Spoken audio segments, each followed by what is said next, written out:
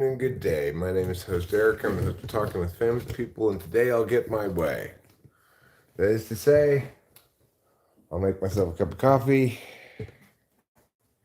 and go to the garage. So, I thought, isn't it time I share with others my experience living a life as a pretty princess? A lot of people, they don't get that opportunity. They don't get to live as a pretty princess. They don't know what it's like. Maybe I can share my experience and inspire others in their quest and their dreams to live a little bit more like me, more like a pretty princess. So, what does it mean to be a pretty princess? Well, first of all, there are no schedules. Okay? It's whatever your whim dictates at whatever moment, at every moment. That's key number one to being a pretty princess. The ruler of the realm is your whim. Step two to being a pretty princess. Meow, I just watched you eat, Mr. Meows. Do you want to go outside?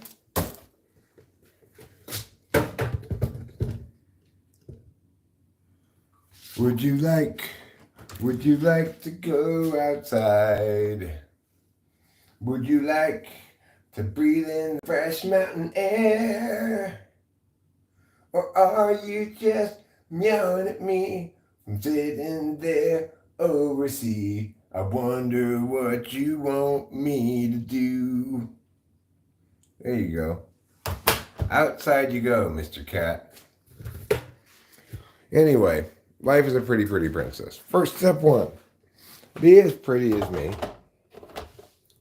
which is double the pretty.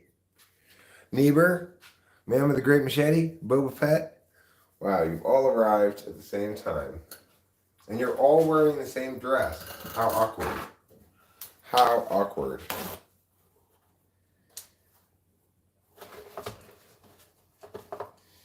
Step two to being a pretty princess. A cups. Okay? Look at that. Isn't that sumptuous?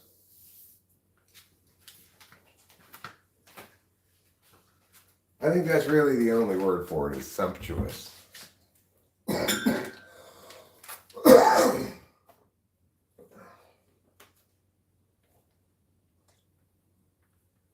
Sumptuous like a summer's eve meets a prime rib steak.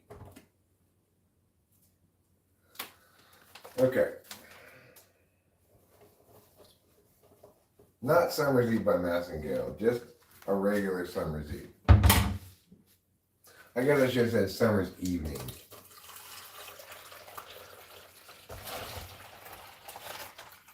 Okay.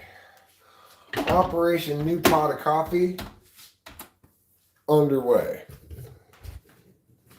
Operation Smoke a Cigarette underway almost. Not quite there yet, but we're getting there. We're moving, we're learning, we're living, we're being, we're seeing, we're knowing, we're doing. These are the ways of us. All right. What's next on the agenda for Big Sunday? Well, it's smoke a cigarette. That's what's next on the agenda for Big Sunday.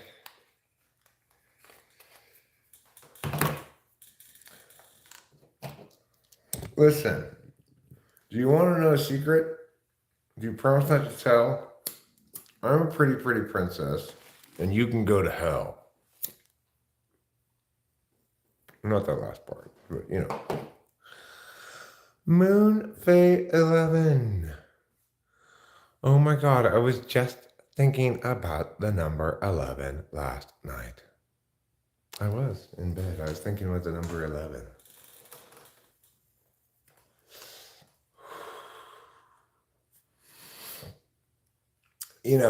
Numerologically. And I was also thinking about the number 111. And I was wondering to myself if they're identical numerologically. They should be, seems to me.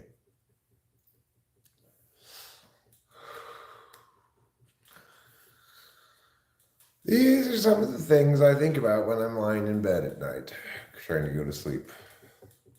111, 111. I wonder if 111 and 11 are equivalent numerologically. Even though if you add them together, one adds to 3 and one adds to 2.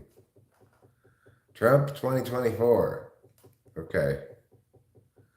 11's a good number.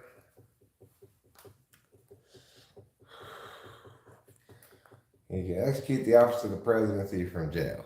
That'll be great.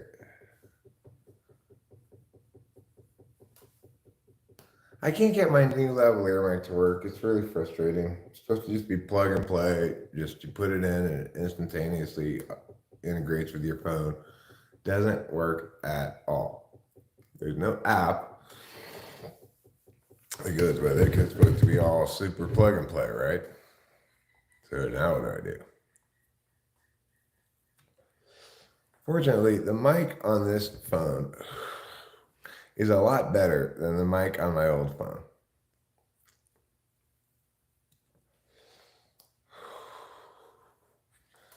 So we can do, yeah, you can, it doesn't even plug. I have to use a rubber band to make it stay in my phone. How dumb is that?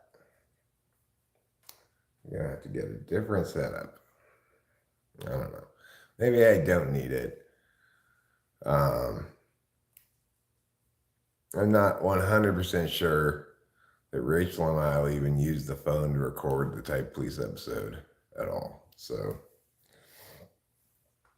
to some extent, whatevs McGevs, but in another sense,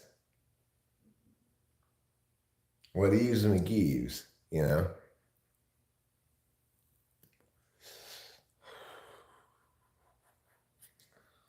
Frustrated by that. Yeah, that works as a fix. I can put a rubber band around it, it works just fine, but as a solution. But the lavalier mic still don't work. 11 is a master number, can't be reduced or something. What about 111? That should also be irreducible, right? Because 11 times 10 is 110.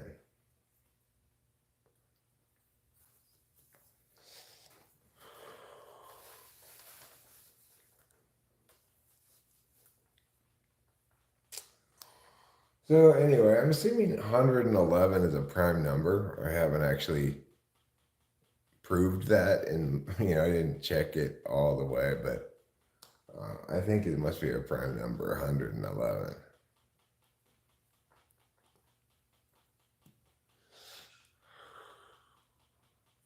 I can't think of anything that you can divide it by. 111. So my thought is that generally the 100 and or 200 and or 300 and mia, right? They're going to be the same as just 0 and mia. That was my conclusion that I drew. But I don't know that for sure. I was thinking about asking Rachel about it when she got up,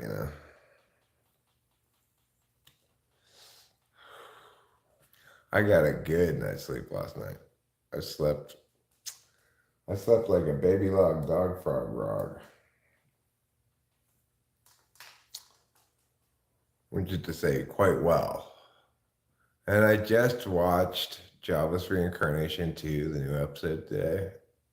Finally. Spoiler alert for those of you who haven't seen it yet and are watching it. Which should be everybody should be watching it because it's so good.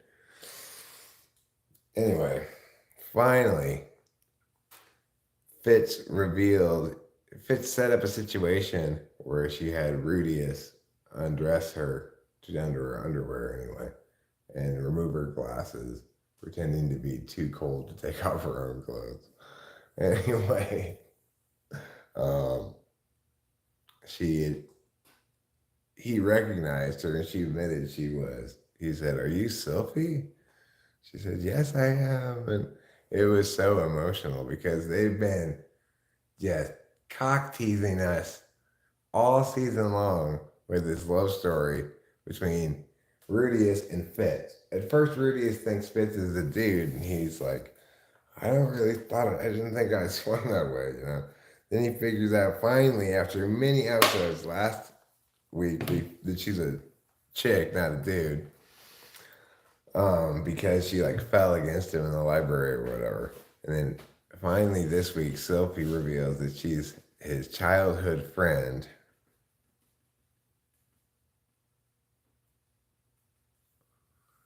Okay, if you divide 147 by 7 and it equals 21, then it's not prime.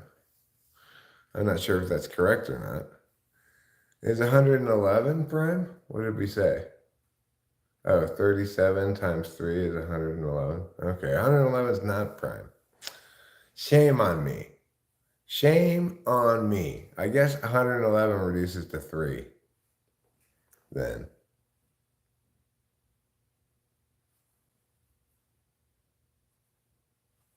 101 is prime? Good for 101. You know, that's what I say. Good for 101. Prime Schmrime? You left out an R, Boba Fett. It's supposed to be Prime Schmrime, not Prime Shine. That doesn't make any sense. Whereas Prime Schmrime makes lots of good sense.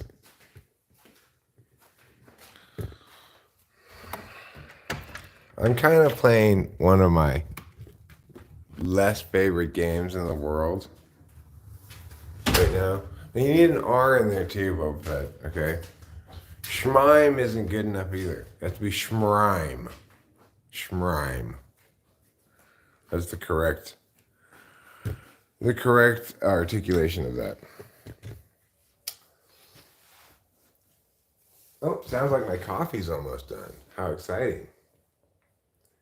Would anybody else like a cup of coffee? Let's see.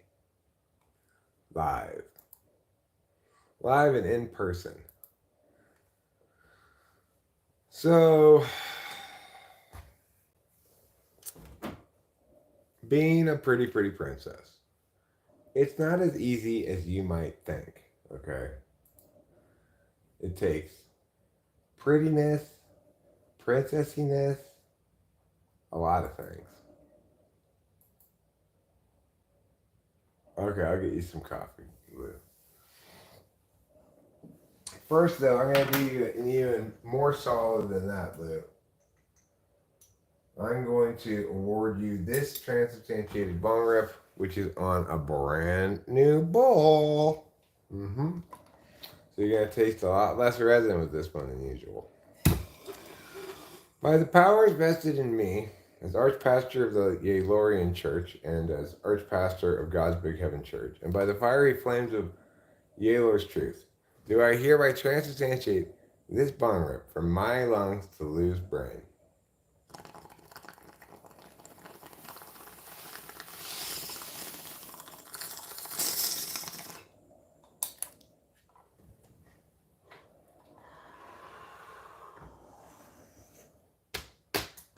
Okay, let's go get coffee.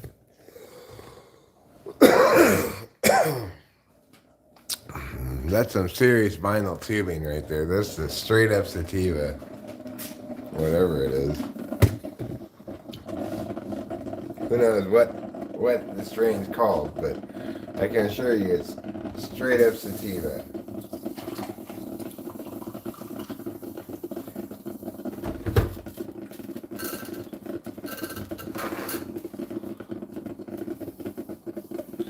There, cleaned up my spill a little bit. So I'm such a responsible babonsible.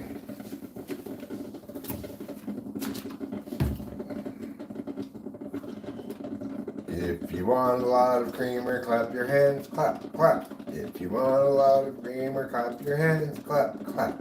If you want a lot of creamer, then you just might be a dreamer. If you want a lot of creamer, clap your hands.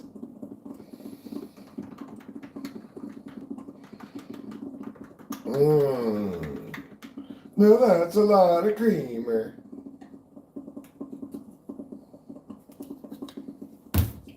Okay. Got coffee? I believe we bought this coffee cup at a thrift store because we needed coffee cups.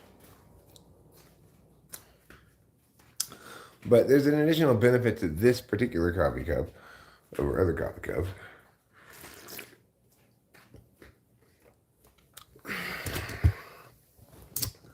Namely, its distinctive shape allows it to fit in this cup holder where other coffee cups do not.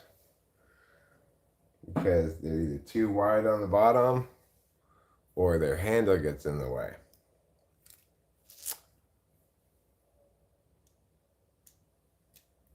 We used to have those cups. Look, pretty much everything we used to have got lost or stolen or whatever, misplaced or thrown away or something in the move. Or sold by the company that cleared out our stuff, you know? So, where is Meow? I don't fucking know. It's gone.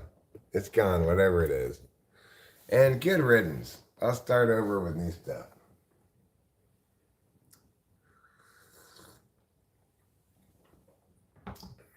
I got a lot of the previous people's old stuff here anyway, which is a lot cooler than my stuff ever was.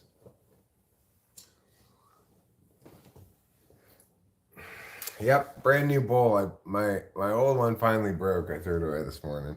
It was a trooper. It lasted a long time. I was impressed with its troopery hood.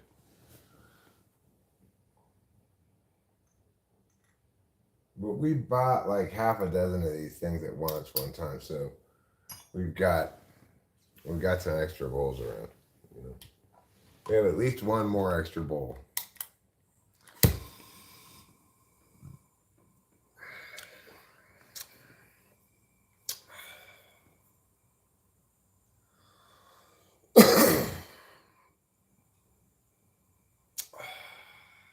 Boba Fett.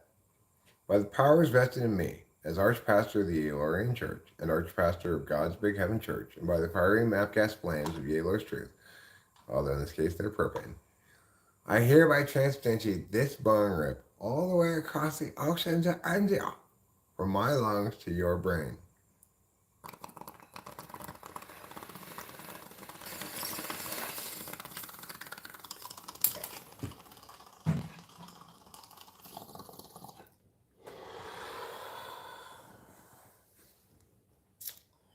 We encountered a minor clog there at the end, but not too bad. It's because the reason I'm getting clogged, even on the bowl, is because down inside of here is so filled with resin.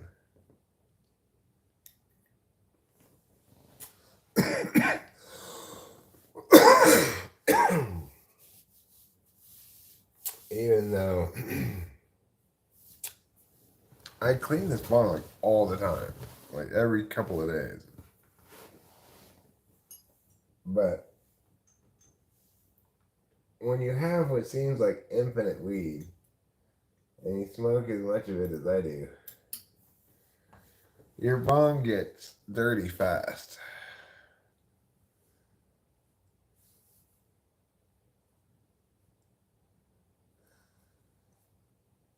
My bong gets dirty like my shirt is shirty.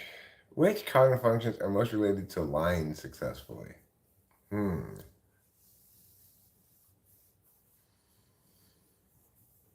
Well,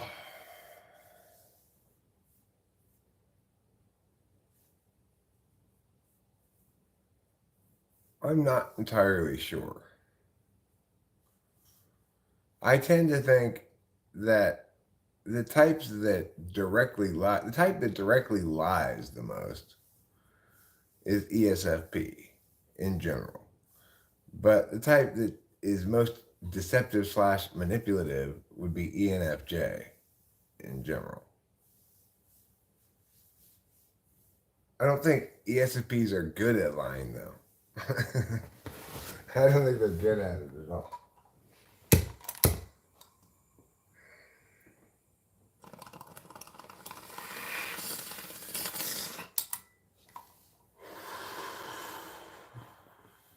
And hashtag not every ESFP, hashtag not every ENFJ. I'm just saying for individuals who do, right? They seem to be most likely to be. Although, actually, I watched Becky, who's an ENTP, just lie with the most easy aplomb. So maybe I'm generalizing poorly here. I don't know. As an ENTP, I am a terrible liar. I have a terrible poker face. People can always tell when I'm lying.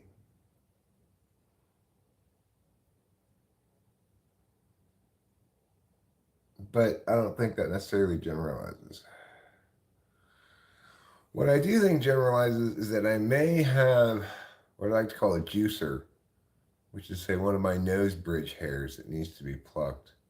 If I didn't ever pluck my bridge of my nose, I'd have a nose beard right here. I'd have this thick, glorious nose beard. Now, the question is, should I try to grow out my nose beard?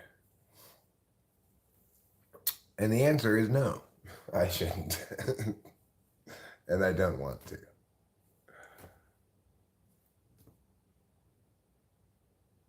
So the coffee, I think Lou, you'll agree, is delicious this morning.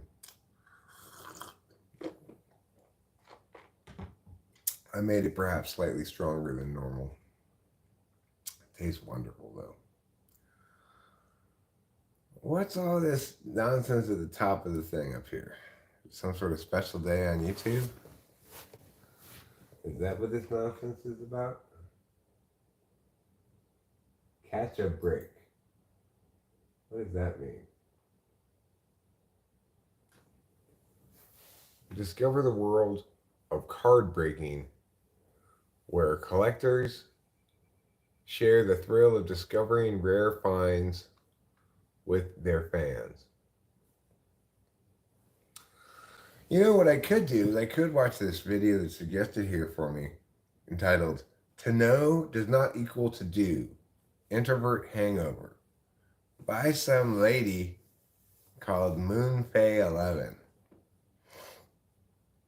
I could watch that.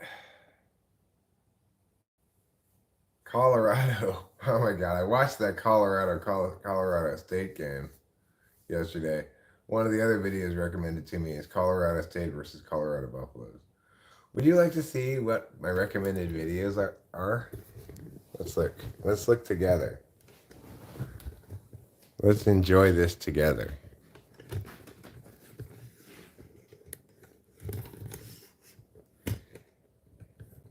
Okay, I'll go up and we'll look at them.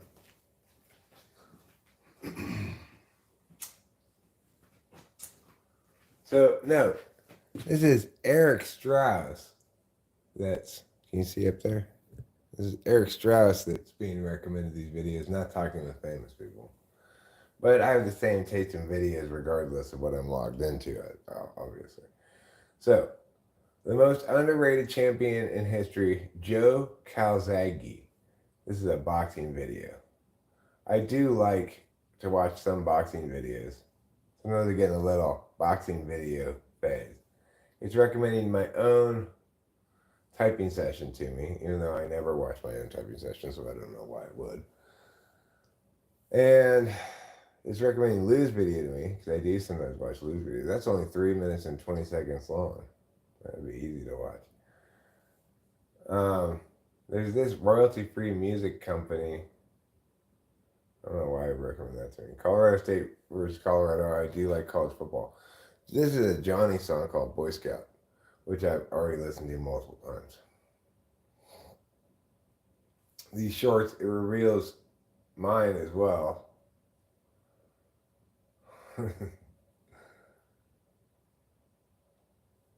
Viral video captured while visiting Arizona. Man, what does the title say? Man saves his dog. Customado shocks Muhammad Ali.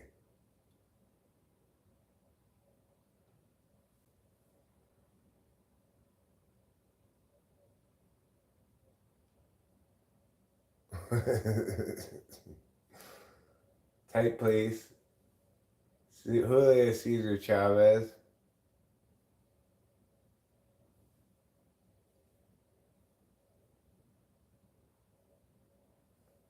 NBA thing. That's like karaoke stuff. Boxing. Something like that.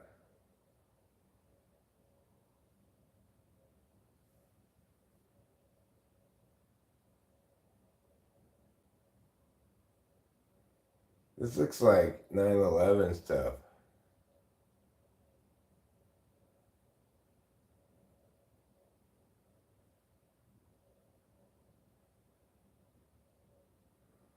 I'd be interested in watching that.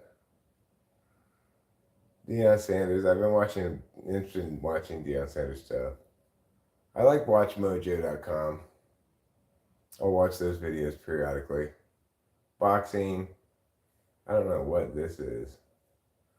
Looks like Smashing Pumpkins.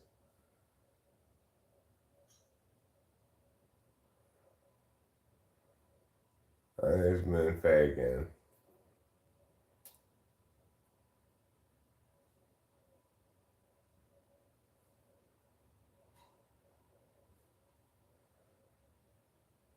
I sometimes get like drum beats to play over, so it's got one of those. Sports moments. Here I am, currently live streaming. More sports stuff. Let's see how it changes if I log in as talking with Spanish people.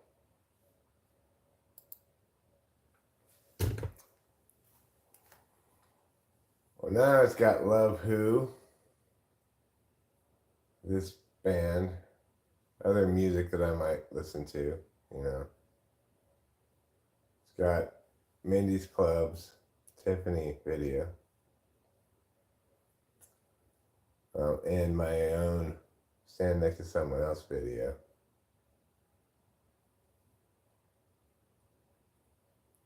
I watched one of these things before. These are very interesting. This global data. I like these videos. The House of Love, Christine. This only has 11 views, but it's still recommended to me. Oh, Ruben R's video. Obvious N-E-Dom. 27 seconds. Huh? Dulleth. SE Blind Spot. INFP, what have you done? That's interesting. This is something Rachel watches, you know. I got banned by that guy. These are the things that are recommended to me.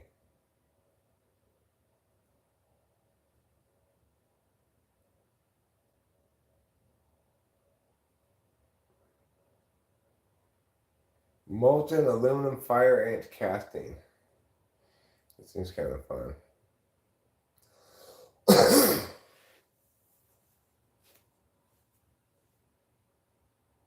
Normal girlfriend versus ENFP girlfriend. Wood turning, the pencil globe. That looks interesting. More music. Johnny, of course. Laufey. I have one of this lady's songs on my playlist, I think. So maybe I'll check that one out. C.S. Joseph. Obviously, you can't type a tree. From Show Media. When the golden child grows up. Am I the golden child?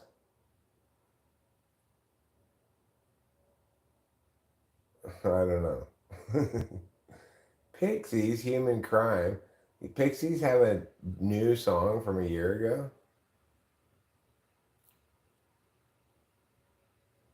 I like this song by Dayglow. It's good.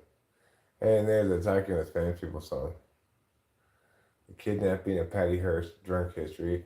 I watched all the Drunk History episodes, basically. 10 clues in Barcelona to discover your true MBTI. That's fine.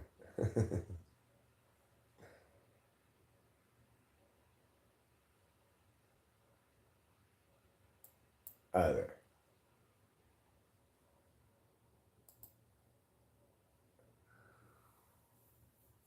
Alpha male content is insane.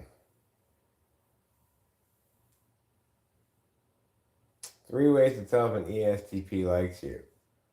1. He's having sex with you right now. Billy Bragg, 10 mysterious photos that can't be explained. Official video. Is it the title of that song? That's funny. A 1982 tampons commercial. Oh, what a plus.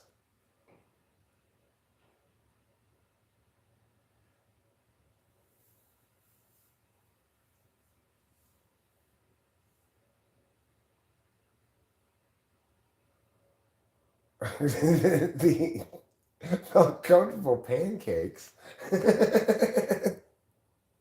The titles on this are not correct.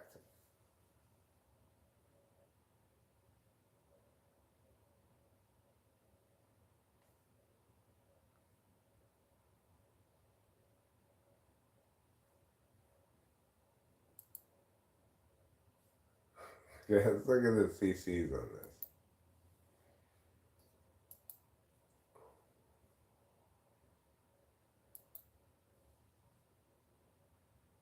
Where are the captions?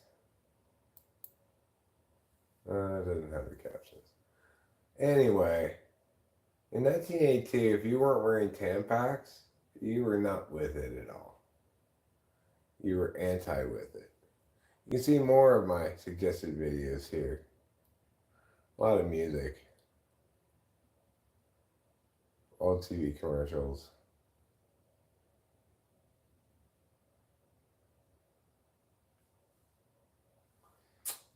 So, how rap sounds to non-English speakers. That sounds funny. Maybe I'll put this on my watch later list. Save to watch later.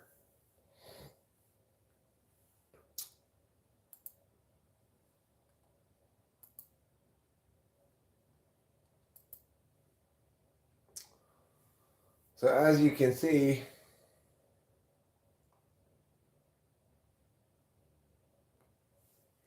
that's apparently you guys are discussing Buddhism or something.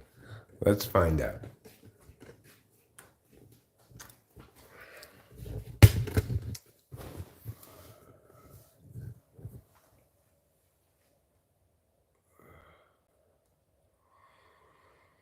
Okay. FI causes selfishness. Selfishness causes lies.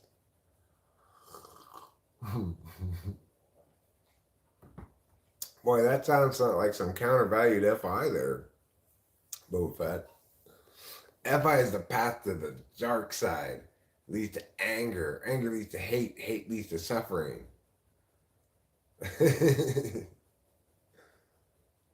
Oh, is it really? It's a Yoda quote?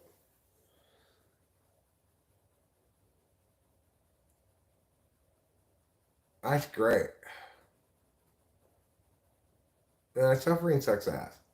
Let's stop attributing good things to suffering until after we suffered. Then we can attribute a good thing to it because we're silver lining it, and that's fine.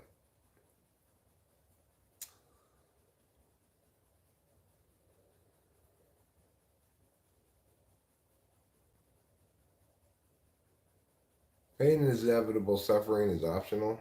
I mean, I disagree with that too. It just sounds like Buddhist bullshit.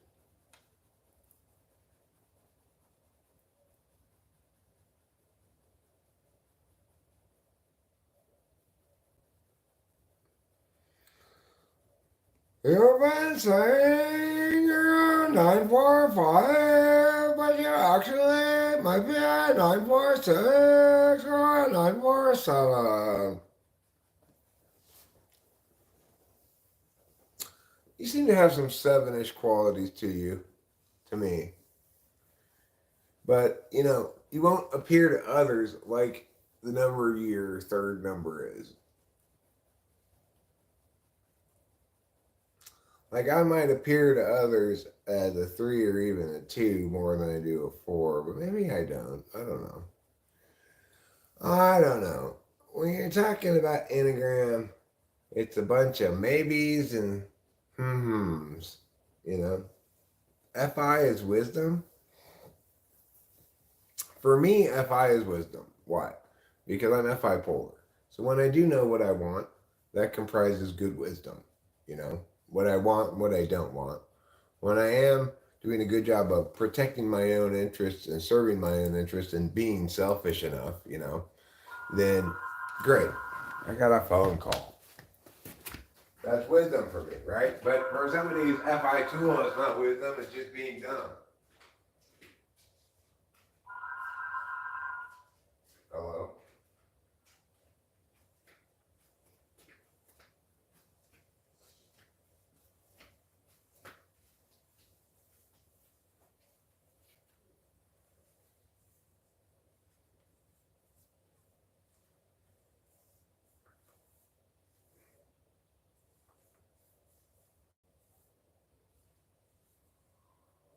Okay, well, I'm live streaming right now, so I'm not gonna look at it now, but maybe later on in my live stream I'm gonna look at it. All right, sure.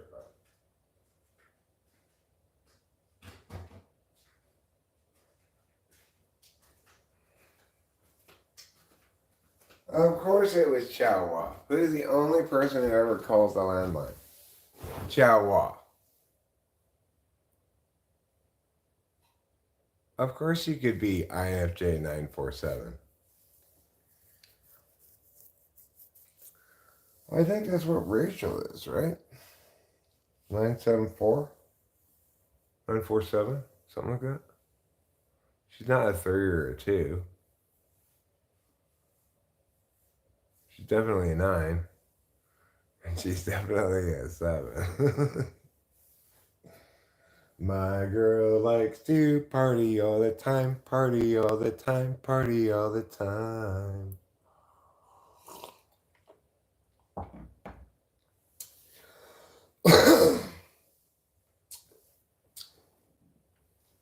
So, anyhow, I had to tell Chawa, sorry, I'm not doing Chloe's homework for her right now. I'm live streaming.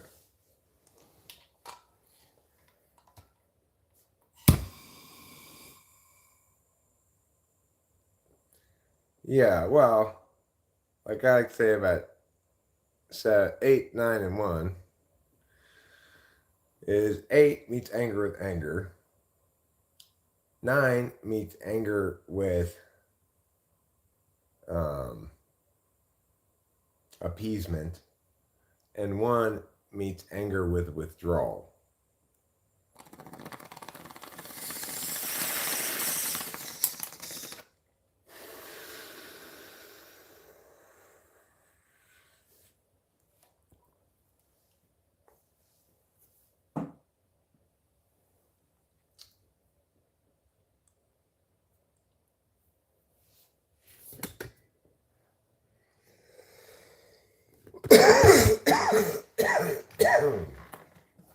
Four plus FE tool, I think, makes for some implicit self-conflict in an INFJ. Maybe an INFJ too, but maybe not so much. I think also that it's an appropriate, it's a good kind of counteracting influence against 9, and which is kind of goes right with FE tool is 9, But I think 4 helps the INFJ protect themselves uh, against that FE tool 9 kind of energy, you know.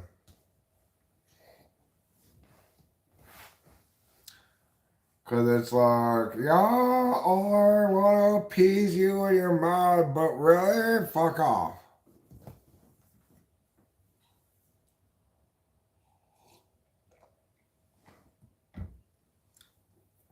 You know, which is a good attitude to have. I'm a big believer in fuck off as an attitude.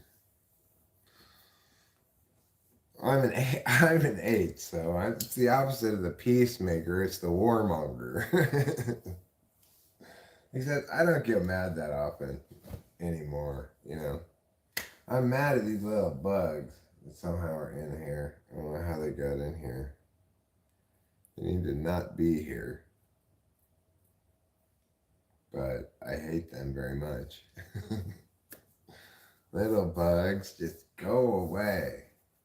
Come again no other day. Nobody likes little bugs in their house.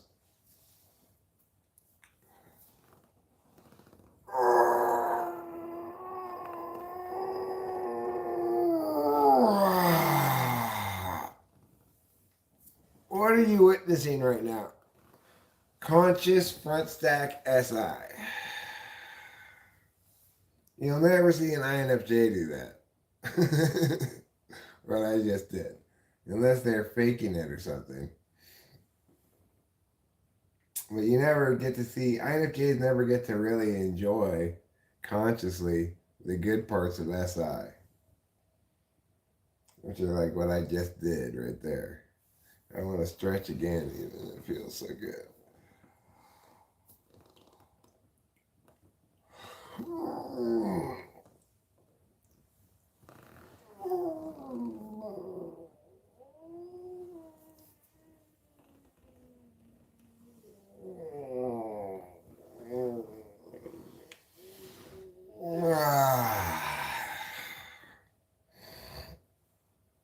And that's what I call comfort infusion. It's an infusion of comfort into my life. It's a good thing. I'd like to have Rachel and I both get massages. There is a masseuse in town. I think it's called Olga's Massage or something like that. And it's at those crazy orange houses are that you see when you drive into town from above. My shoulders really need some good pushing. Oh, shoulder push. You are a wondrous rush of SI feelings for me. Oh, shoulder push, shoulder push. Push on my shoulders. That's where you'll feel beneath them these boulders. Boulders of muscle and boulders of skin. Boulders that must be pushed again. That's my poem.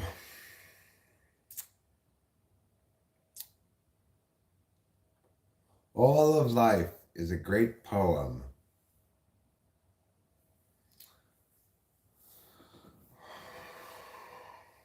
Overhead press helps? I don't think I have an overhead press. What is that? I don't even know what that is. I could get like a wood clamp. I have a lot of those in the garage. I could get a kind of a bigger one and try to clamp my shoulder right here.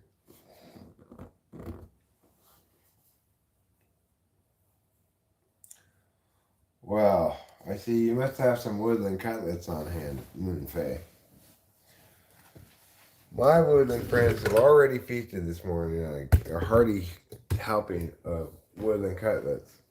But your words remind me They're probably done by now, and they could probably use some more cutlets.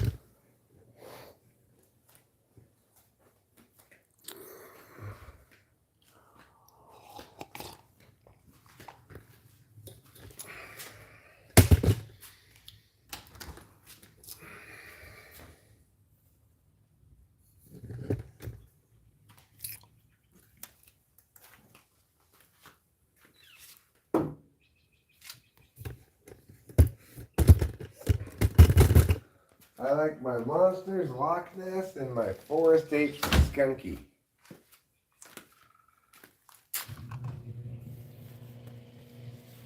I like my weed just like my ape cryptids, Skunky.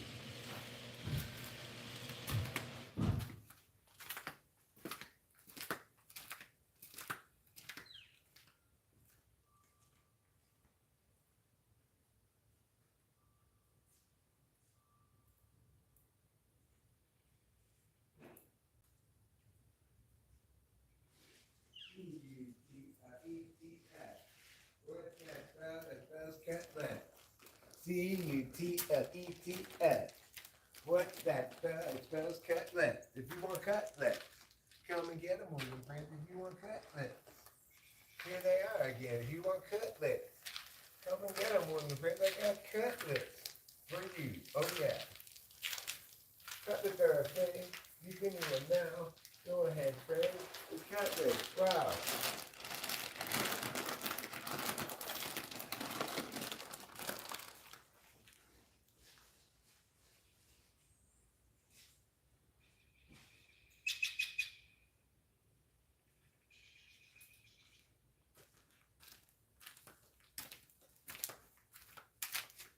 C-U-T-L-E-T-S. Cutlets are the thing that's the best. Go cutlets.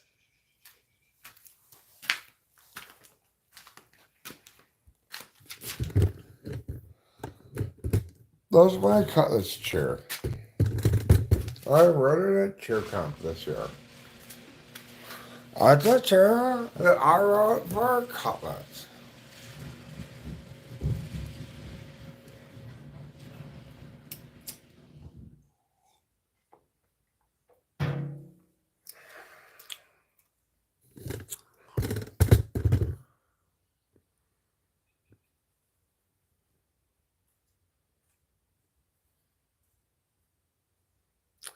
It's an exercise with a barbell or dumbbells, or be creative, press some sack overhead. I think I would just make my muscles even more like, yeah. What I need is to get a hammer and just hit my shoulder with it.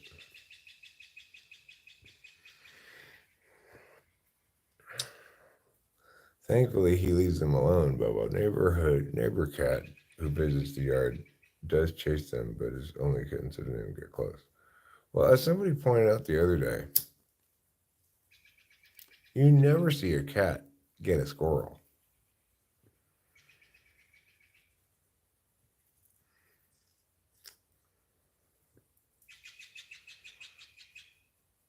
Both of my cats are killers, and one of them's Effie Polar, and the other one's Effie Dom. So it's just being a killer just goes with being a cat.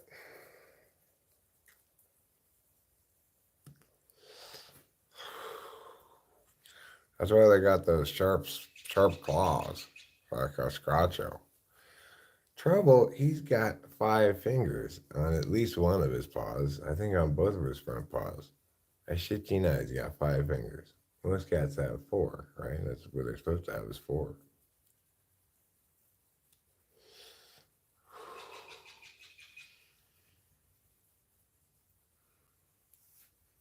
This is what I call squirrels and jays, a fragile piece. Let me zoom in for you.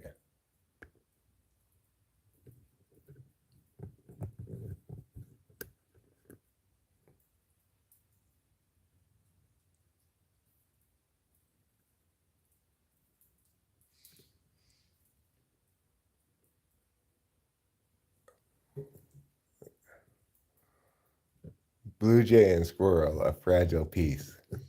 They never get too close to each other.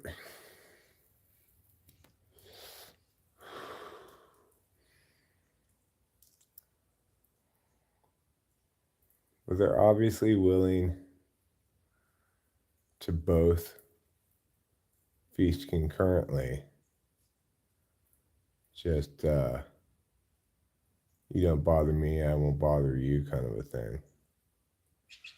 In contrast, the little birds, they have to go down to the ground. The blue jays make them go away. Otherwise, you can see a little bird right.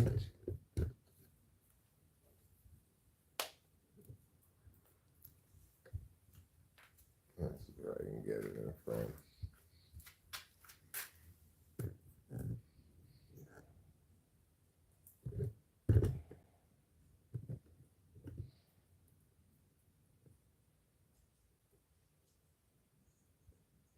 There's a little bird.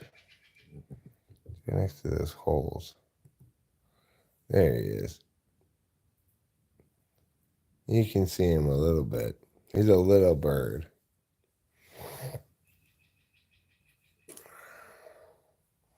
Anyway, the blue jays make the little birds get the seeds on the ground as though they own all the cutlets on the wall. I scolded them about it on a few occasions, but they don't seem to listen. Say, hey, you let the little birds up there too.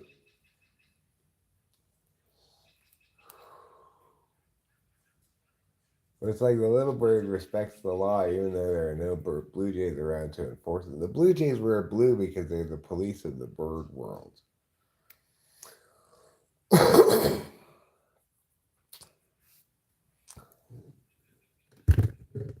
Anyhow, this is my stomach right here.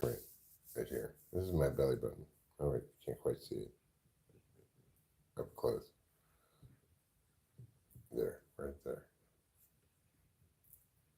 That's my belly button, as they say in France. In France, they call this le belly bouton.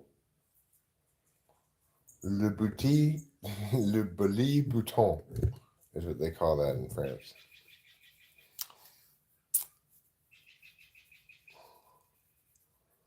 Le belly bouton.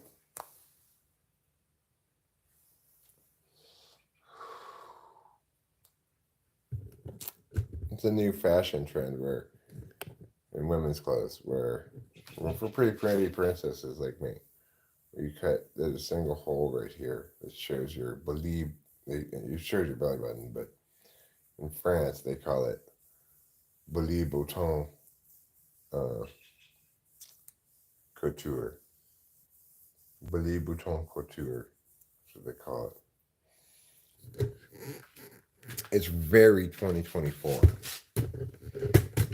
Very 2024.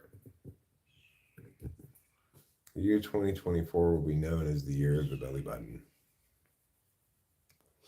I was right about that Colorado game yesterday. On stream, I predicted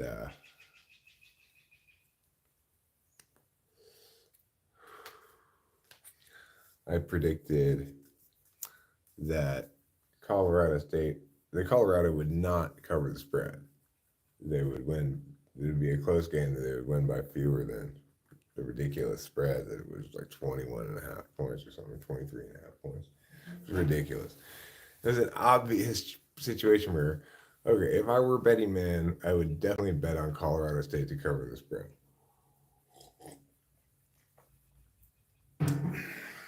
And they did. Colorado won by like a touchdown in double overtime. It was a good game. I watched it. And I was happy. I watched it with my eyes so I could see that none of those lies were being left unlied about in real time.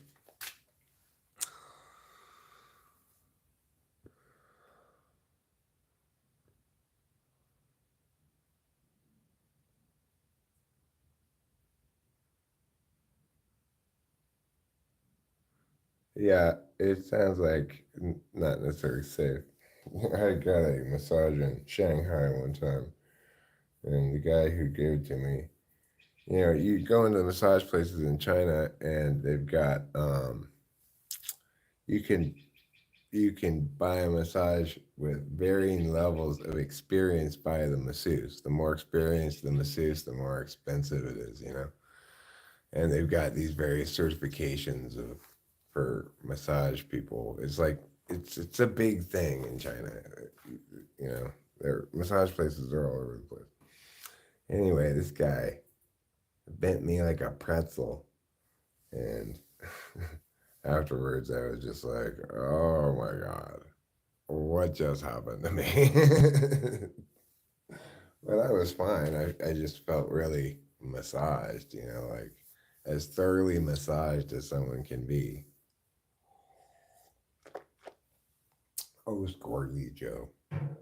You look like that meme of that, um, what's it called? No, no, no, no, no, no happy endings. That's straight up massage.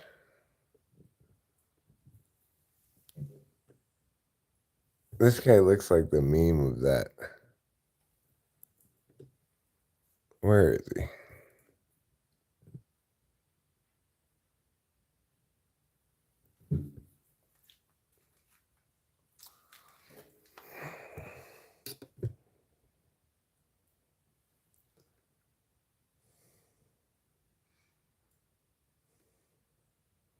There he is.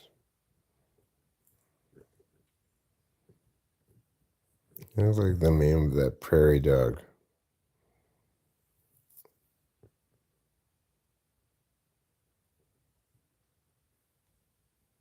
When he looks my way, gives me this hard stare.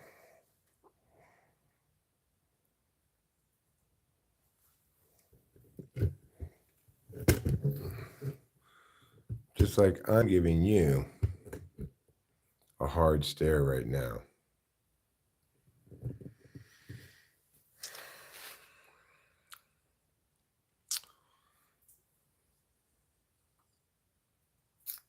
Don't see any nose, beard, hair popping up very obviously here. That's good.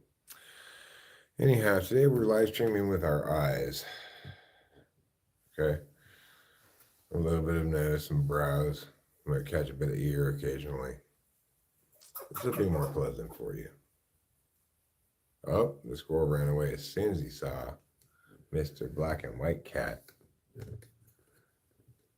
Who's not our cat. You need to remember that.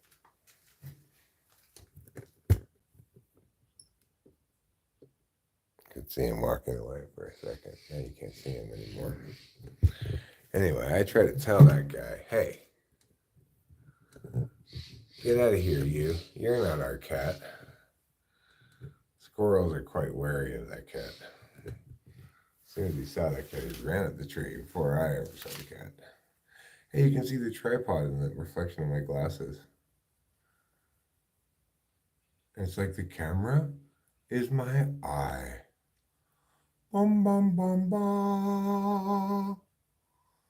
Magical camera eye. You see everything that you need to see. Magical camera eye. Magical double camera eye? Is that possible? That's double the magic, double the camera eye.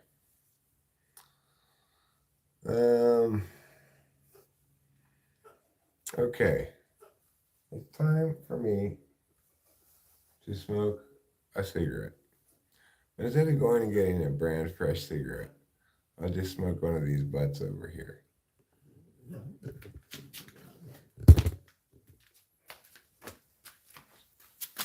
Oh, that's lovely, Eric. You're doing a great job of cleaning, keeping your house clean and stuff. You know what you remind me of, Eric? An ESTJ.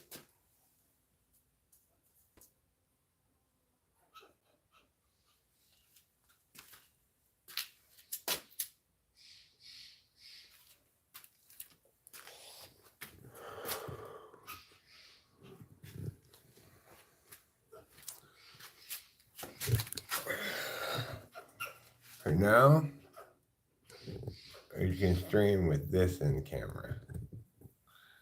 Oh yeah, that's good branding right there. That is some good branding.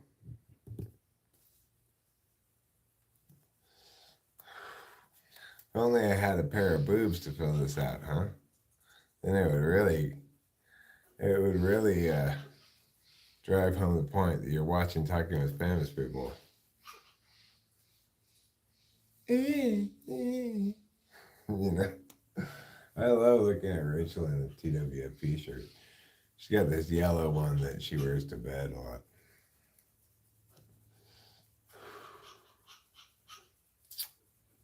Anyway, it would be better branding if this TWFP were on a big pair of boobs. Nevertheless, still pretty good branding.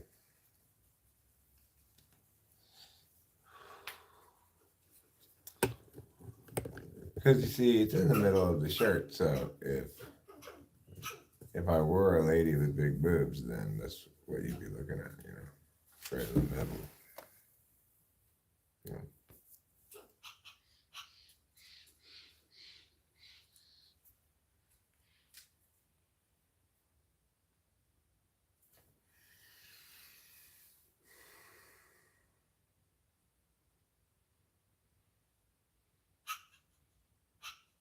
Anyhow, as I mentioned, I'm kind of just killing time until I get 5 amps tomorrow. That's what it feels like. But I think I might do a little vacuuming. Verily. Verily means truthfully. Yes, indeed, I agree, etc. All right, let's do a little vacuuming. It needs to be done. The house is getting filthy. It's my job.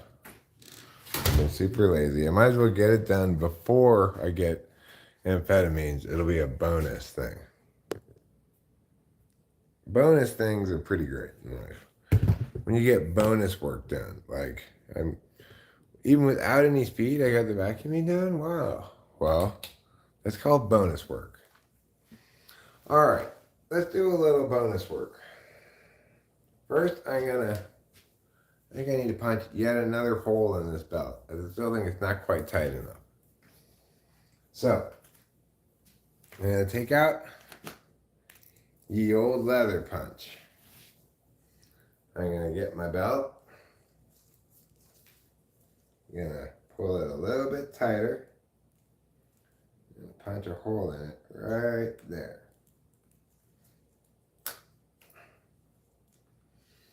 Okay. Now that I've done that, this is the intro clip right here, Boba. This is the intro clip, okay? Meow, meow, meow, talking with famous people. Hi, welcome to Talking with Famous People. I'm Eric Hole Punch. I punch holes in belts. That's what the channel's about. I buy belts intentionally that are way too big and then have to punch multiple holes in them until I find the right size. That's what this channel's all about. That's what you're going to see here. That's the kind of exciting content you're going to get. And you're going to be thrilled with it, I'm sure. All right, since we're going to be doing some vacuuming today, look at this. Look at this. What am I going to do with all this hair? Look at this. Look how much hair that is. If I gather up all of Trouble's hair from around here, I could build a new cat out of it. Look at that. What a troublesome kitty that cat is. Why are his name's Trouble?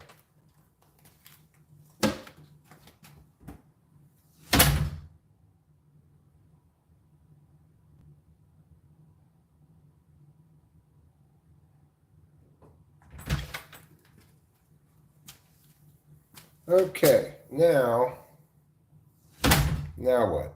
Now we get the vacuum out.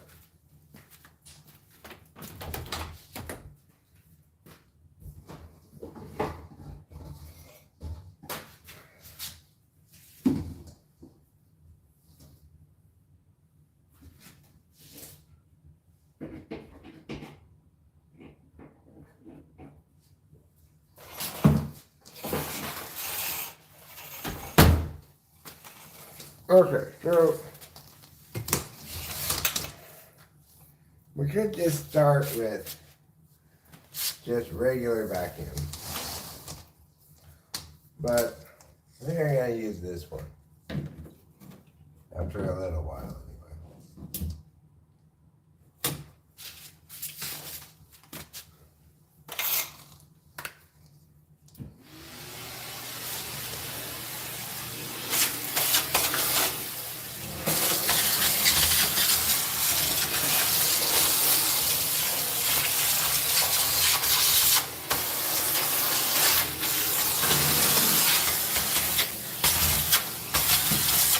Well, first I'm vacuuming up the obvious pieces of thing, you know. I'll put this camera down the hall a little bit so you can get a better view.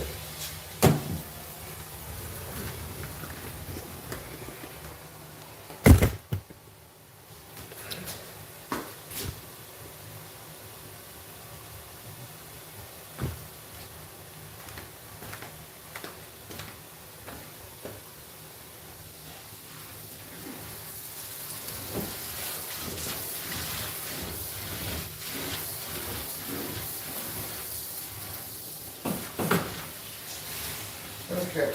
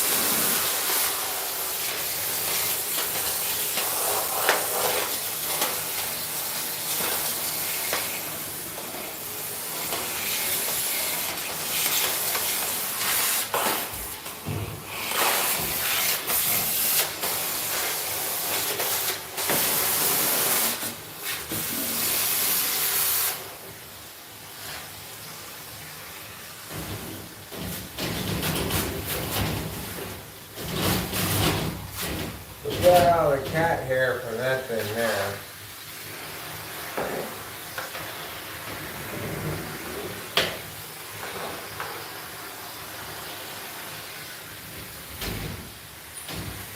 By using this brush,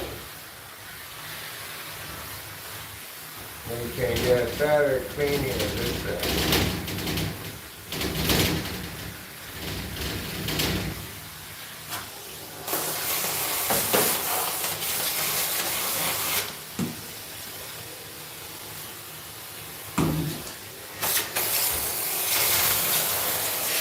Now, obviously, I need to mop this floor as well, or otherwise somehow wash it. You know.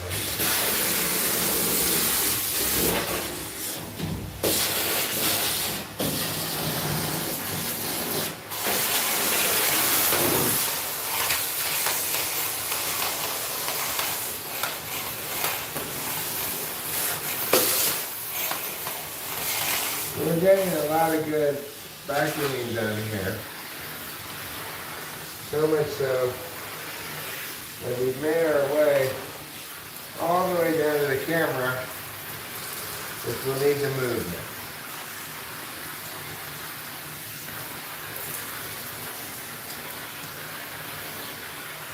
So, next we'll clean the bathroom here.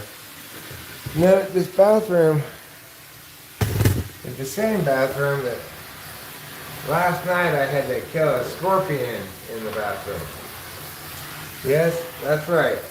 There was a scorpion in my bathroom last night. This is not our first scorpion by any means.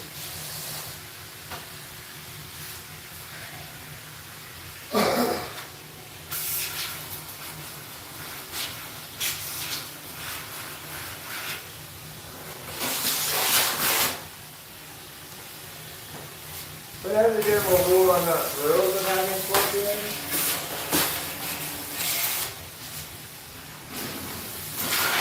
Oops. Well, things vacuum, no problem.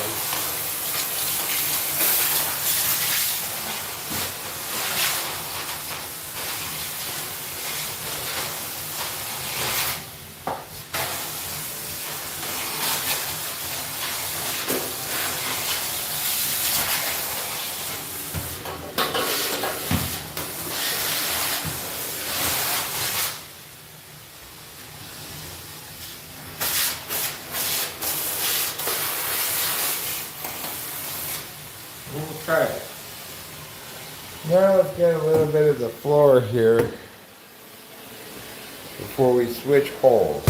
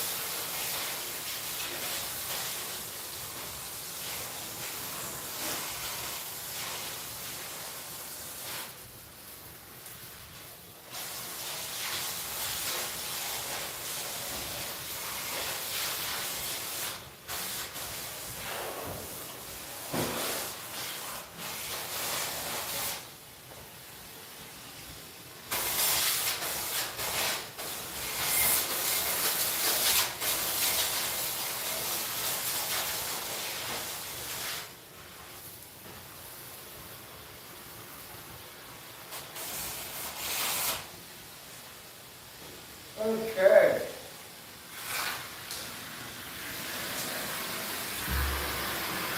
Get the top of this table here. Easy squeezy.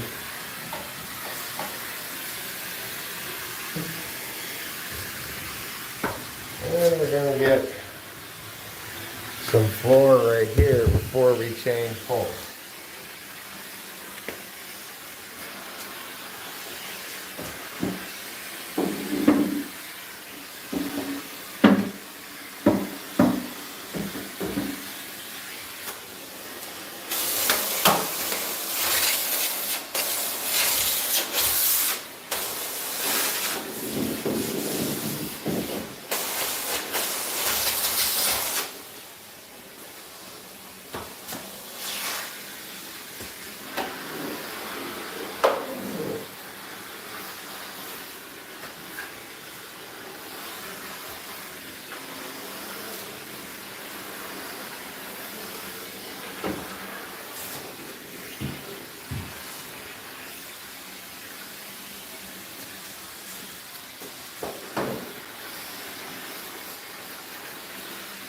Okay.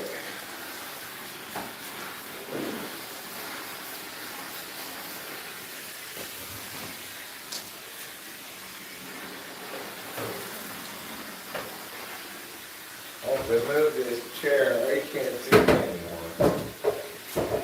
Oh, hold on a second.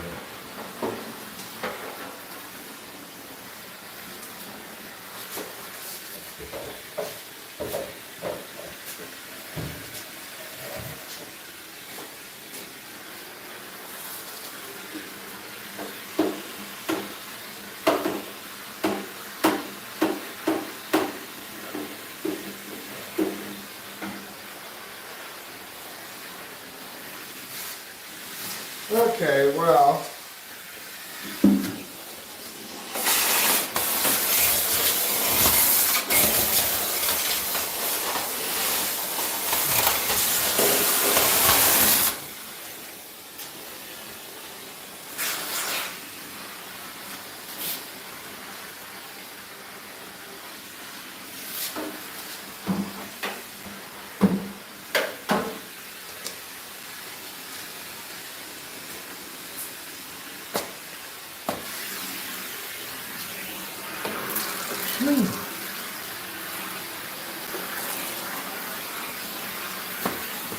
That's a lot of vacuuming.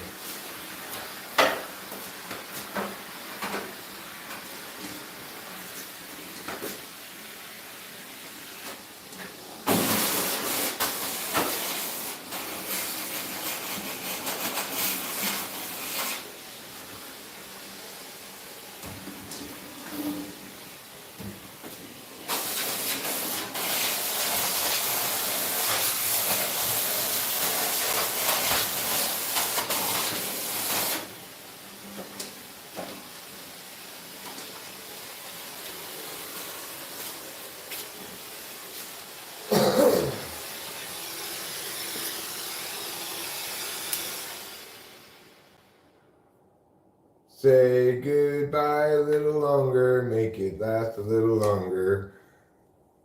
Something like long lasting freshness with Big Red.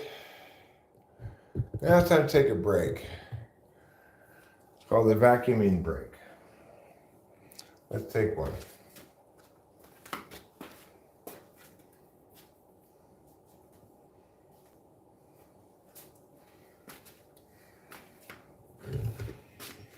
Let's take a vacuuming break.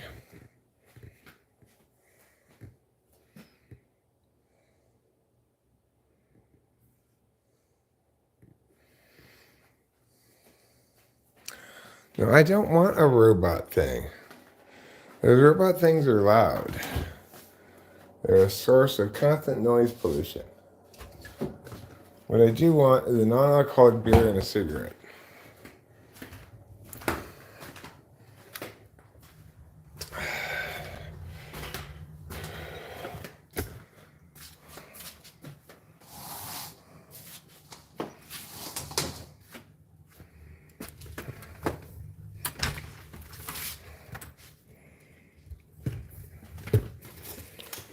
Also, I should mention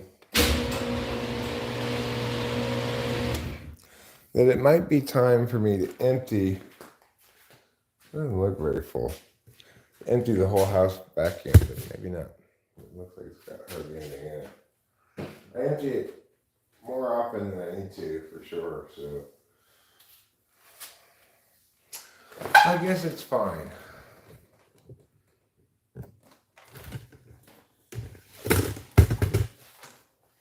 I like vacuums, yes indeed. I like to see myself a vacuum being. Vacuum for me and a vacuum you see. Hi,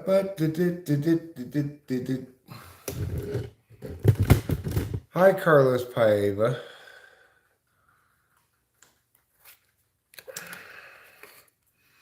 How you doing, bro? Sup? Hey, girl.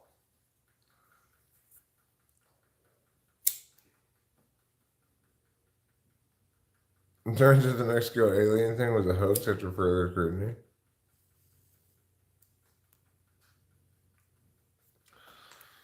Well, that's very good to know. I won't have to look into it at all.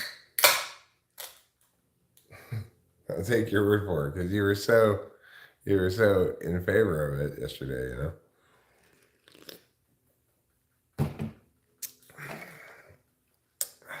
It helps me to believe you when you say it's just a hoax. As you see, I got paint on this shirt.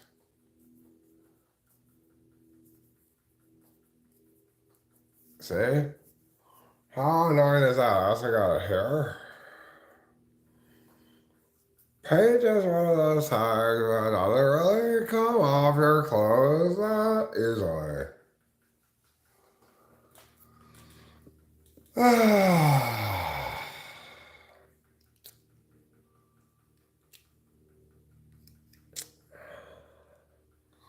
So, life's a funny thing, etc., etc.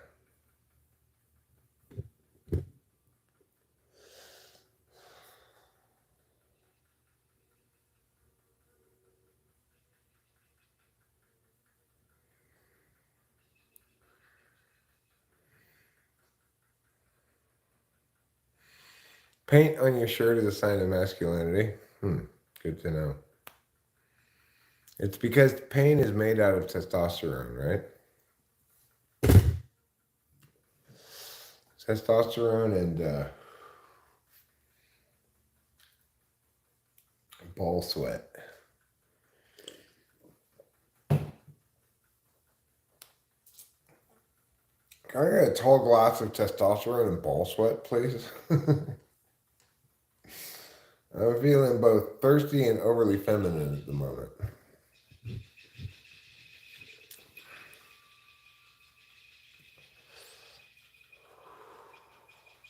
Yeah. Yeah, can I get a boba milk tea? Except instead of milk tea, can I get ball sweat and testosterone? And instead of boba, can I get, like, I don't know, scrotal pubic hairs? No. Alright, I guess I'll have the matcha then.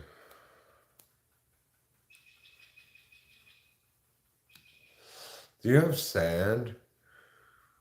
Sand? Yeah. It's like a tall glass of sand. Also, do you have any ants?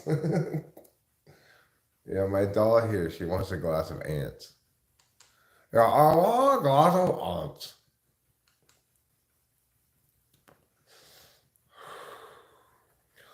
Ants are very refreshing to drink.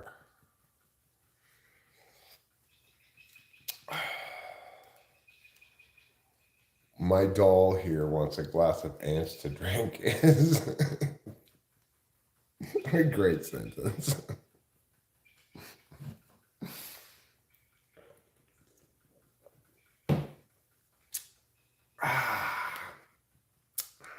That's brisk.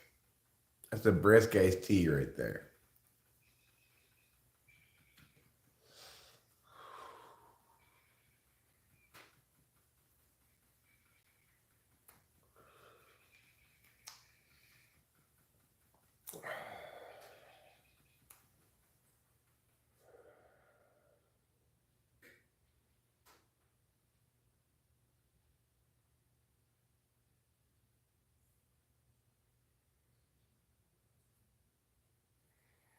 Have I run out of vacuuming steam already?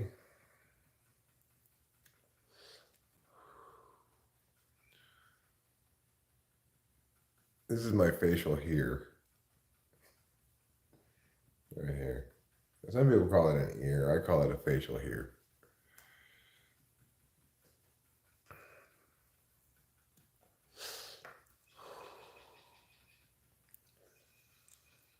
Cause it's the part of my face that irritates.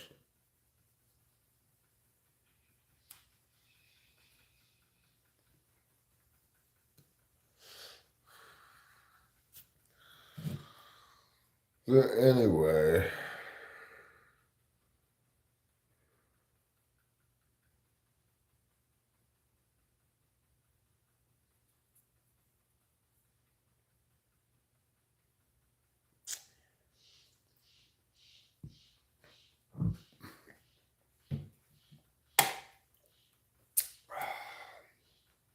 I guess I might as well do at least one more chore before I take another couple of bong rips.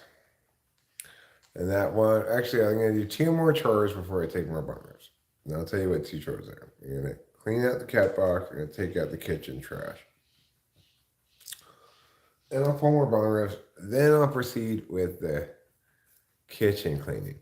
I really need to give it a brief sweep first because there's so much crap on the floor. I don't even want to vacuum it all up.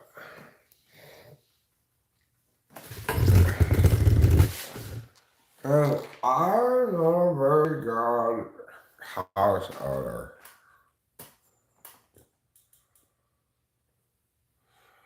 Where's CJ? He's at some party to which we were not invited, obviously. And I'm feeling kind of left out because of it. Okay, you gross, disgusting cat box. Let's go.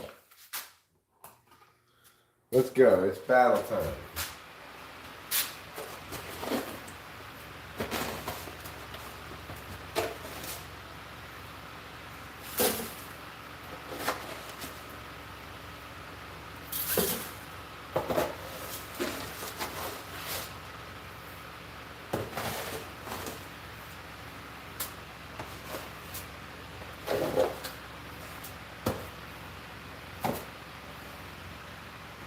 Let me put a little bit more sand in there.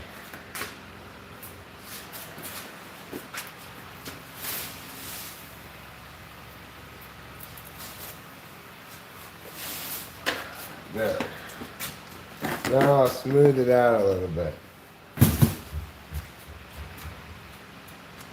Like this. Smooth, smooth, smooth.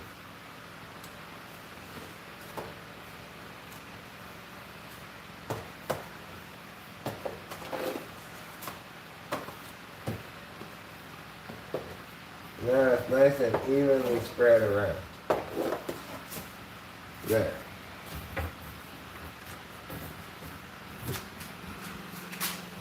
Okay. Mission 1 accomplished. Now let's go accomplish mission 2. Mission 2 involves getting the kitchen trash, taking it out to the trash can, throwing it away. But I've got a secret advantage. You're never going to believe it. Oh my God, Eric, what's your secret advantage?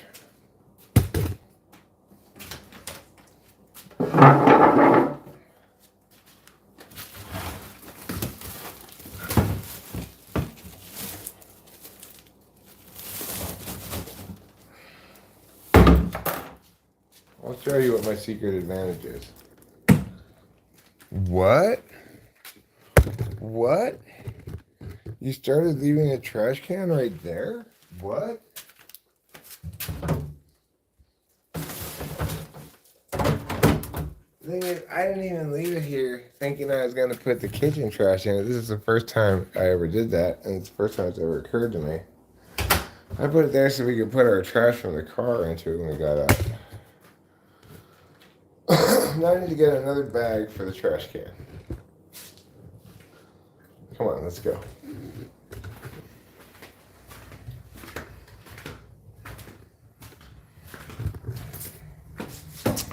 Perhaps this is not the most efficient place to keep them, but I keep them in here anyway.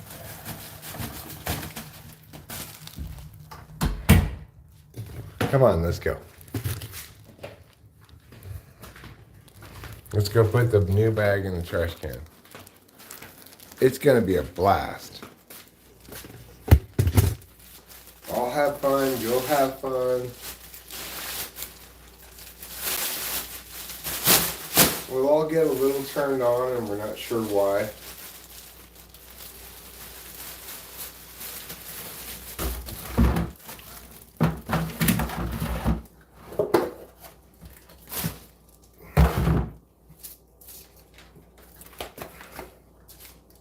The answer is because SI task completion kind of things like this, they're a little bit arousing. Okay, well, we've done a lot so far. I think we've more than earned our celebratory bonnets. We've quadruple earned them.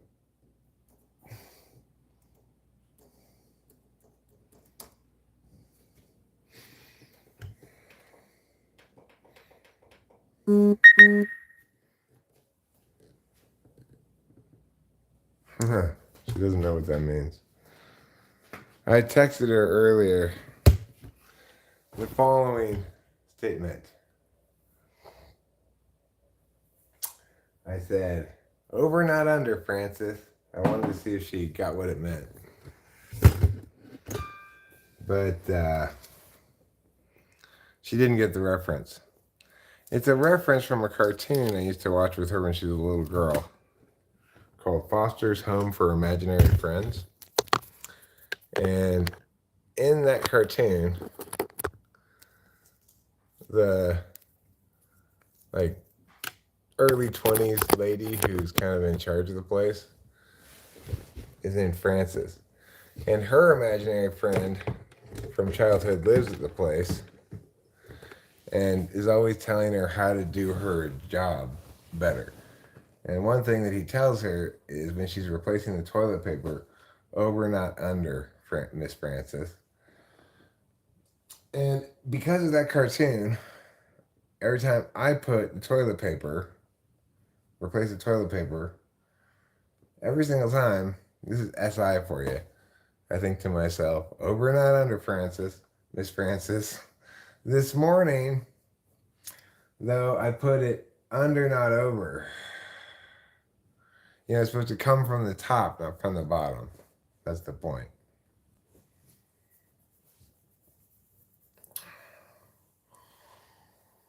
So I'll have to text her back here at some point, explain it to her. Maybe I'll call her even. I'm one of those old people who calls people still, instead of just texting. So, all right, now it's time for bong rips. Let's go ahead and get those pulled. That's an important part of a daily breakfast.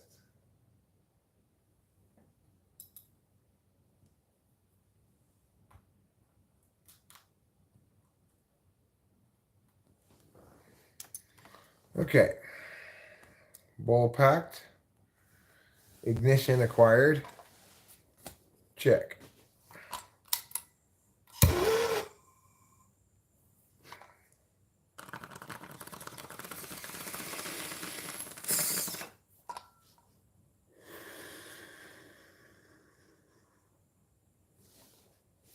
That's one bong rip. That's not nearly enough bong rips, obviously. But it's enough to get started.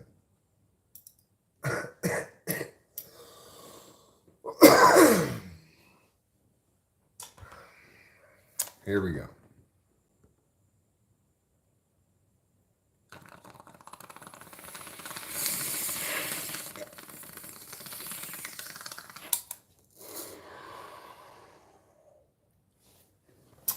It needs a bit of a poke in, I think. Let's give it a little poke or two. Poke, poke, poke. And we're going to just pull it out like this and give it once through. There we go. And we did it without burning ourselves. Good job.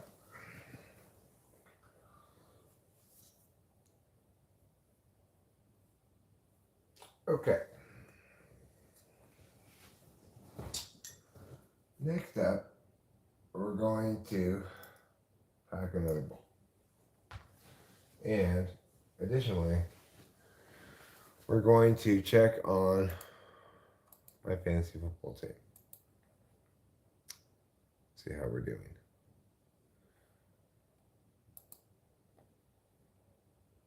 Team Strauss purple is me. Team Strauss pink is Rachel.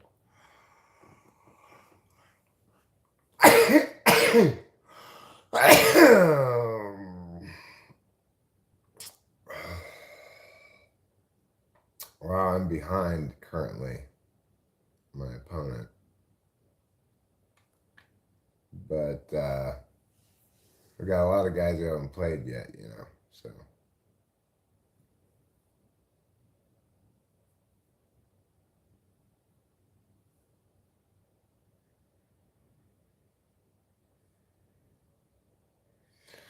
I could replace either Tyreek Hill or Brandon Ayuk with Debo Samuel. Now, is Debo Samuel better than Brandon Ayuk? I don't know what to say. Last week, Debo Samuel got 14.3. Brandon Ayuk got 13.9. I'm going to leave Brandon Ayuk as a starter. Tyreek Hill last week got 22.0, so he's really doing a great job.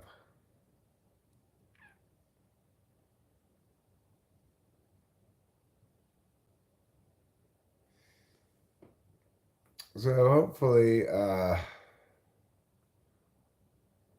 hopefully,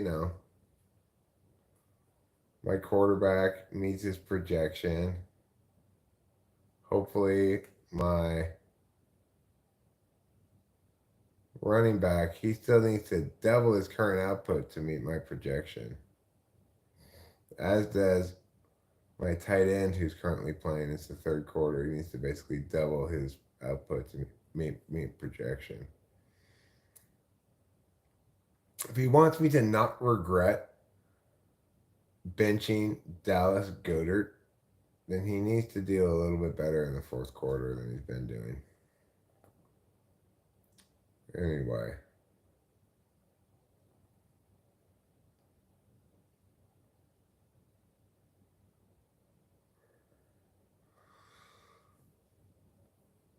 So, oops, Rudder and your mother just took an even bigger lead over me. In the first week, I got 132.86, and my opponent only got 80.54. But in the second week, I'm currently losing 91.38 to 36.74. So we'll just have to see how we do there. Now, I do have also, we have Rachel's team, so let's look at that, see how that's doing. Rachel's team is currently beating Cup Yours 105.32 to 33.82. So she's doing better than I'm doing. Most of her players have played already, so. And Devonta Smith really outplayed his projection. That's good. So did Jordan Addison. She's got a couple people currently playing, including wide receiver Stephon Diggs of Buffalo, who was projected at almost 18, but currently has 9 points in the third quarter against the Raiders. She still has her defense to play coming up, but pretty much everybody else has already played. So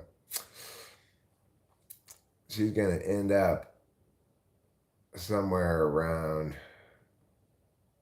110, 112. Cup Yours. Let's see how his players are.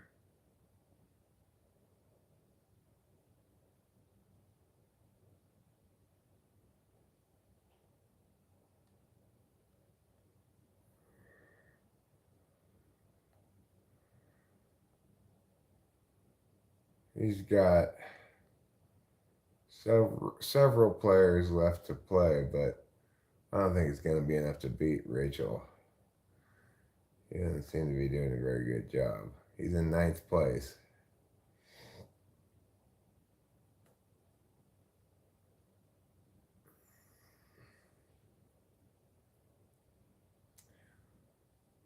So Rachel's currently projected at 144.3, whereas Cup Yours is currently projected at 91.9 based on where they are right now. Now let's look at my team with that same thing. Rudder and your mother is beating my ass right now.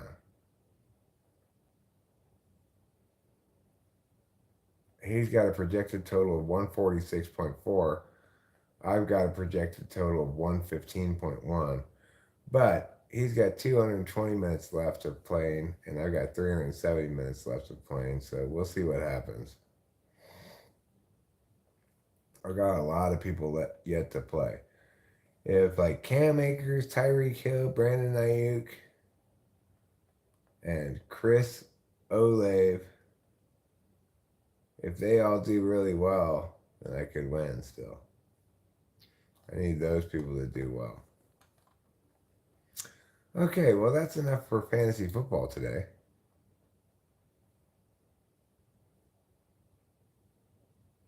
That's a lot of flour all over the ring console. What console are you talking about? Here? That's not flour, that's a piece of paper.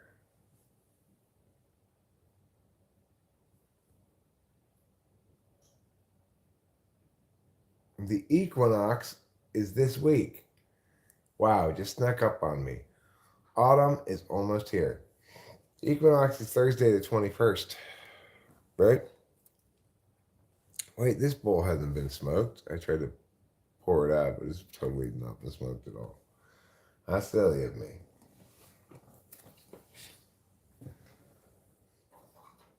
Use a regular lighter this time.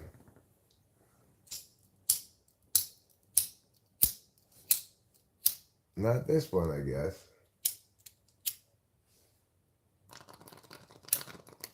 This is cached. Into the trash it goes.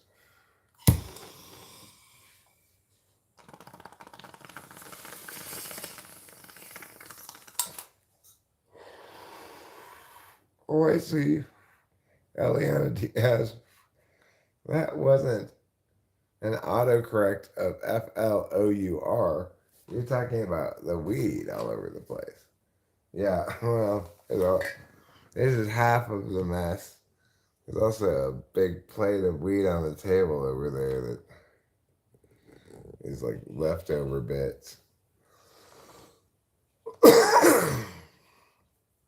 I know you can't snort weed. Won't get you high. Unless the inside of your nostrils are incredibly hot.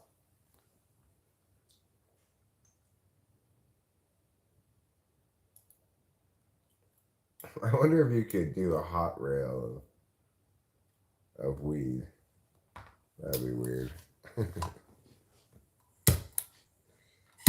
Probably not. Probably not a good idea.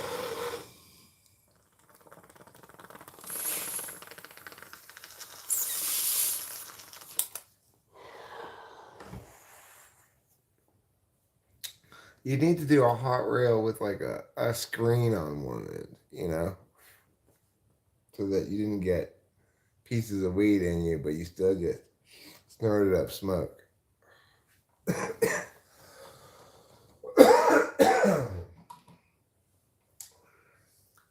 All right. So let's go smoke a cigarette. And then after that, what we can do is a little bit more vacuuming. If we're feeling it.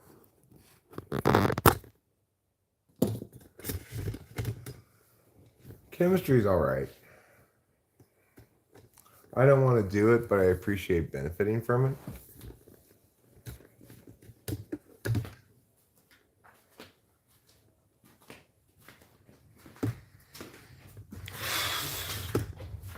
These little bugs all need to die.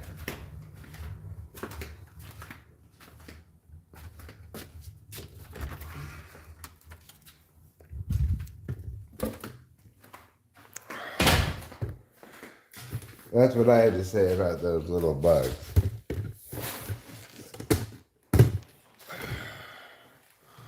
Well, we're back out here, huh? Yep, we sure are. We're smoking another cigarette. Doctor's orders.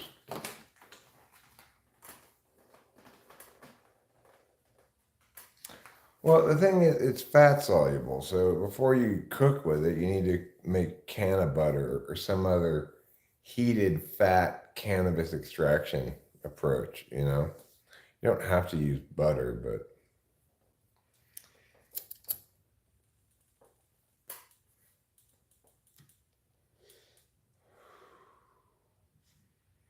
butter is what people usually use. You also presumably use rendered animal fat, you know? Might even work better, but people will probably think that's gross. Like bacon fat. It just kind of simmers in weed and bacon fat for a while and then strain it. And I didn't bring my glasses outside. Somebody should have reminded me. God. You guys don't ever remind me of things. What's up with that?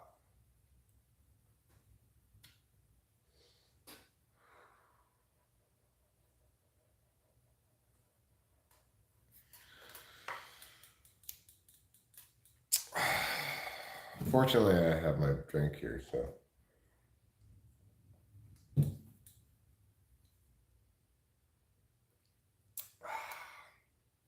That's obviously a lot better than not having my drink. By a factor of at least 3.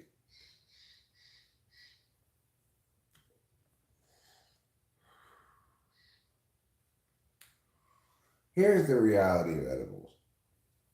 Companies that make edibles are much better at making edibles than you will ever be, or I will ever be.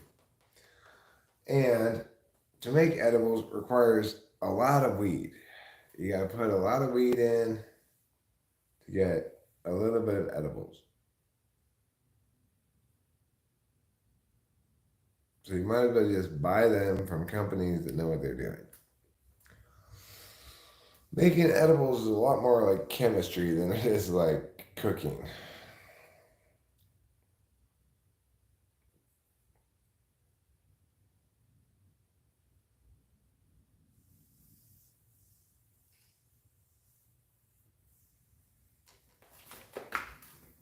True dat, Eric. True dat, says everybody.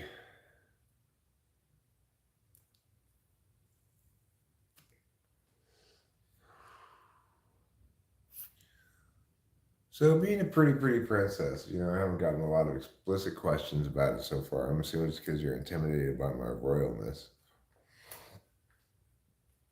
What does it involve?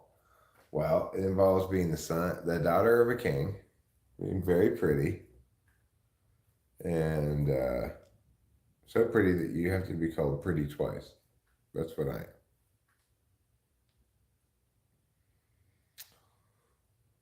Whenever you cross your arms and stomp your pretty little foot, you get your way. That's what it means to be a pretty princess.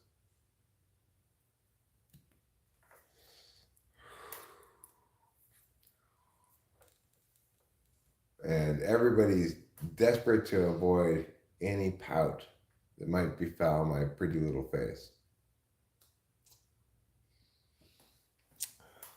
So, anyway, once I realized, hey, I'm a pretty princess, that really changed my outlook on things. I realized, yes, I'm entitled to get whatever I want, whenever I want, however I want, whatever I want.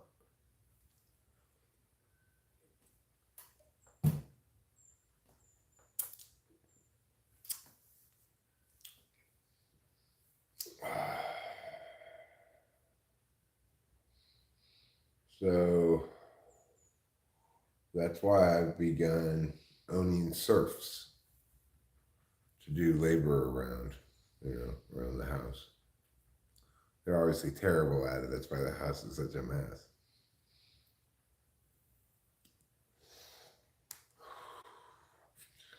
Of course, all my serfs are squirrels, and they don't listen very well. They mostly just eat my woodland cutlets and just don't do anything for me at all. So, who's the fool? Maybe it's me after all. Makes me want to pull a tarot card read and see if I am the fool today. Am I the fool today or something else? Do you want to find out? Oh, there are my glasses. I do have them.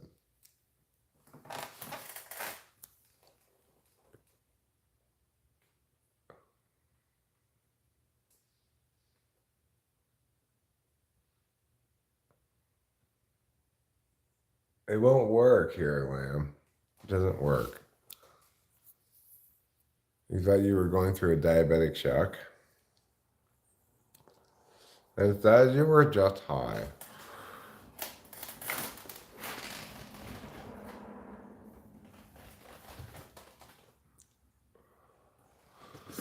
Diabetic rock. I think it's a good name for a band. Diabetic rock. So what were we gonna go do? We're going to do something very pretty and very princessy. What was it?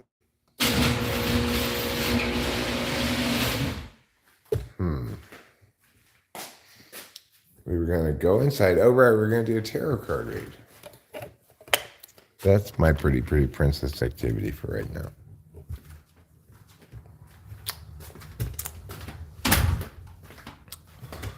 Okay. I guess I'm just going to take off these Post-it notes from Rachel's fun deck to explain the 2026, I think, World Cup, Men's World Cup. Even though this is pretty important stuff, just going to have to say goodbye, World Cup activity. Time to use this tarot deck for something else. Senegal, congratulations for making it in. Zambia, you too. I have this live stream somewhere if I want to watch it again and see what my predictions were. I can do that. Ivory Coast. Yeah, Spain, Germany, England, Belgium. It's nice having you visit. Norway, Denmark. Thank you, Portugal, for participating. France, appreciate it.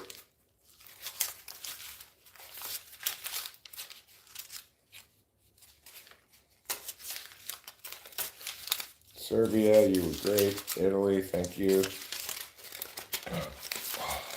Japan, always a pleasure. South Korea, you're like Japan, but not so crazy. China, you suck ass. Chile, oh Chile, you're so South American.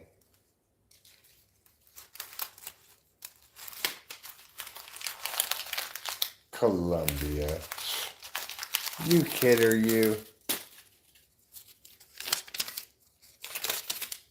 Peru, as if. Paraguay, Jamaica, sure Jamaica, right. Tunisia, come on. Get out of here, you jokers. Okay. Here we go. We're going to take these and turn them over like, yeah. I'm going to start mixing them up. But I also need to throw away all this trash.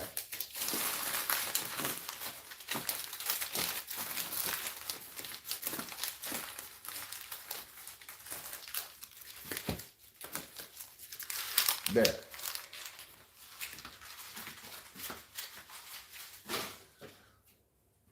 Okay, all right. Okay, all right, okay. How do you say it? I say, hey. What do you know? I know which way. What? Yeah. It's my song.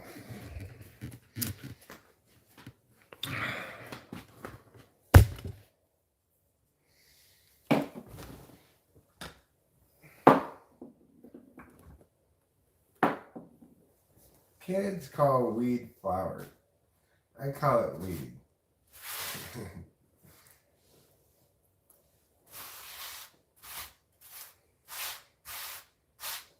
There.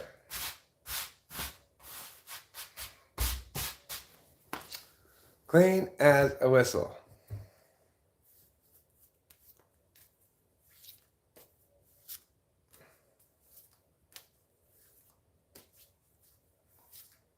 Well, she's still asleep. All right. Listen, Dr. Phil. First, you need to suck glass. The first card for me today is that one. Now we're gonna let the tarot speak through my spirit guides. What are my spirit guides saying to me today? This one? All right. Oh, over here, you say. Fine. Oh, this one. Upside down? Oh. No, both fell out. There were two of them. It's just not going to have, it's going to have to not count because Gotta be one, like that. This one goes down here. Okay, goes down there. There's two more to go. Ghana. People from Ghana are known as Ghanaians. Little known fact. Okay, fine, I'll take this one. Goes on the top, huh? A hierophant.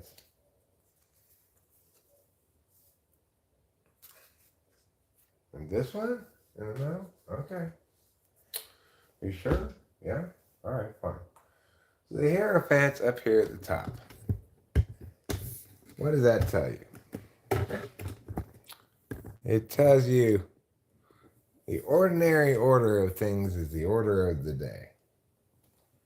I'm just a regular old king sitting on a regular old throne with some fancy, fancy boots.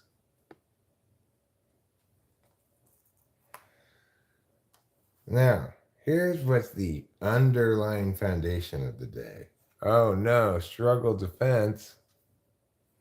It's probably because I'm still waiting for my Vyvanse.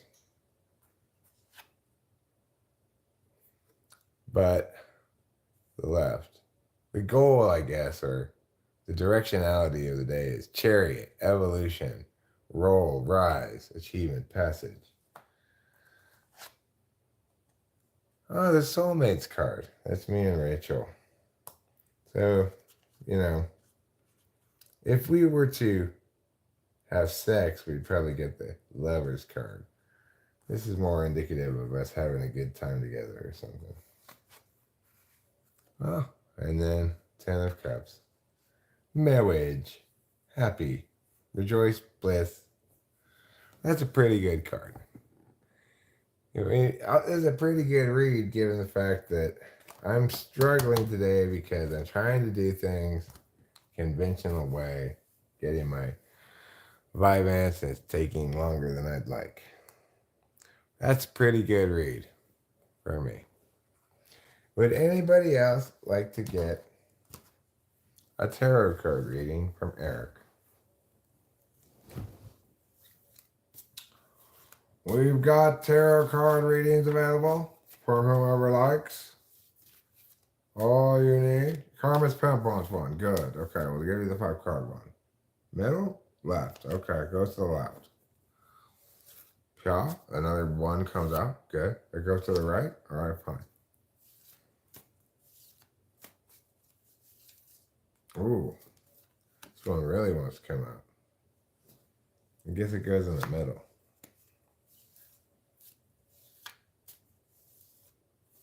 This one goes on top? Okay, that's fine. And this one on the bottom? Fine, okay. So let's look at first the foundation for your day. The foundation for your day is the 9 of Cups. Wishing for things, winning, lucky, plentiful. This is the foundation for your day, Karma's Pimp. Now here's the directionality. Motivator, generous, king of rods, worldly, direct. So that's where you're moving, the direction you're moving towards. You are feeling like the chariot today. Achievement, passage, roll, rise, evolution.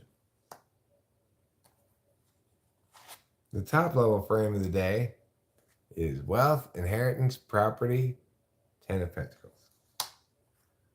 And the outcome is love, love, joy, joy. Feel, heart, open, create, new beginning, love, joy, bliss, fun. That's a pretty good read for you, Karma's Pimp. You got a lot of cards there that are pretty good. So let's get these things right out of here. Yeah. Good job for Karma's Pimp. You should probably get some kind of prize. Would you like Eric to give you a tarot reading, Eliana Diaz? I could do that. then you'd know what your spirit guides have to say to you. Would you like to know that? All right. The tarot wants to talk about you, Eliana Diaz, so you're going to get it whether you want it or not. Let's see. Oh, tarot. Tell us what you have to say about Eliana Diaz today.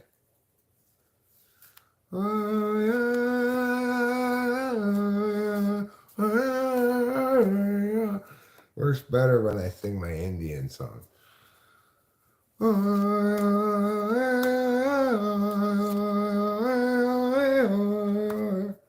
one goes there. It's upside down one. We're doing reversal today, so you got a reversal in there. Whoops, those ones fell off. Put those back on top.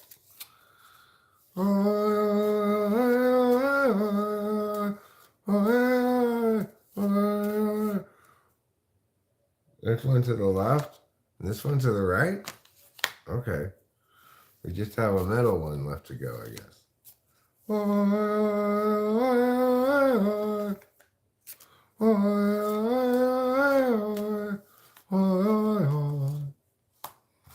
All right. Let's look at the foundation of the day. Is upside down, taking care of shit. The foundation for today, which is appropriate given it's a Sunday, is you're not paying bills. You're not balancing things. You're not budgeting. You're just fucking around. The top level frame for the day is decision. Sounds like Eliana Diaz is procrastinating about making a decision. Here's the directionality, though, for the day. Arrival, success, ambition. She's got a desire to make the decision today. But here's how she sees herself today. As the Queen of Cups, a mystical, deep seer. And here's the outcome. The star! Oh my God. Eliana Diaz is going to get naked and pour jugs of water out. Inspiration, holy, divine, ethereal.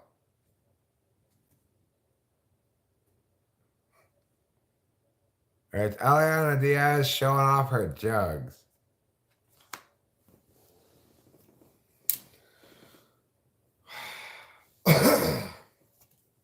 So that's what Eliana Diaz is going to be doing today.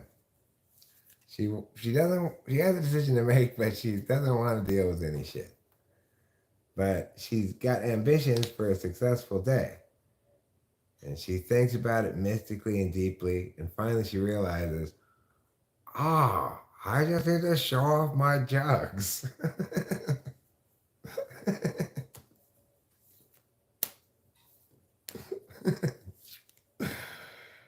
Yeah, you don't get that from a regular tarot card reader. You only get that here from the magic of Eric.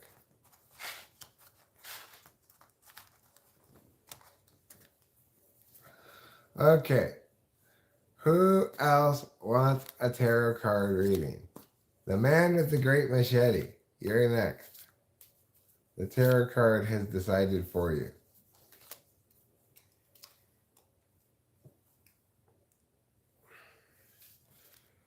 Let's see what the tarot has to say today for the man with the great machete. Oh, spirit guides, tell us what you have to say about the man with the great machete. Top? Okay, that's the top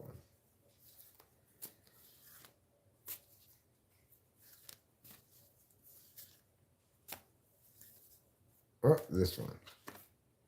This is the top one. This is the middle one? Okay.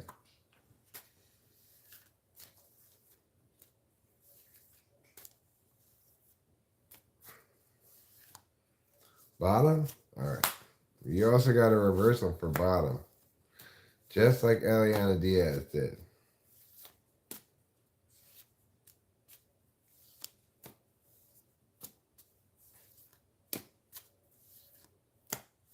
Left? Ooh, a reversal for the left as well. Okay, man with the great machete. Only one card to go. gotta wait for it to announce itself. There it is. All right. So your foundation for the day is upside down King of Swords.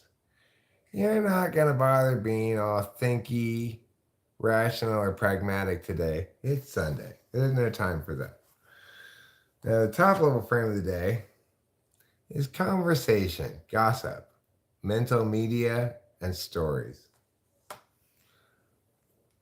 The directionality for the day is upside down Ace of Rods. Inception, seed, potential growth, germination. In other words, today is not a day for a new idea for things, okay? Your vision of yourself, ooh, you're horny. The man with the great machete is horny.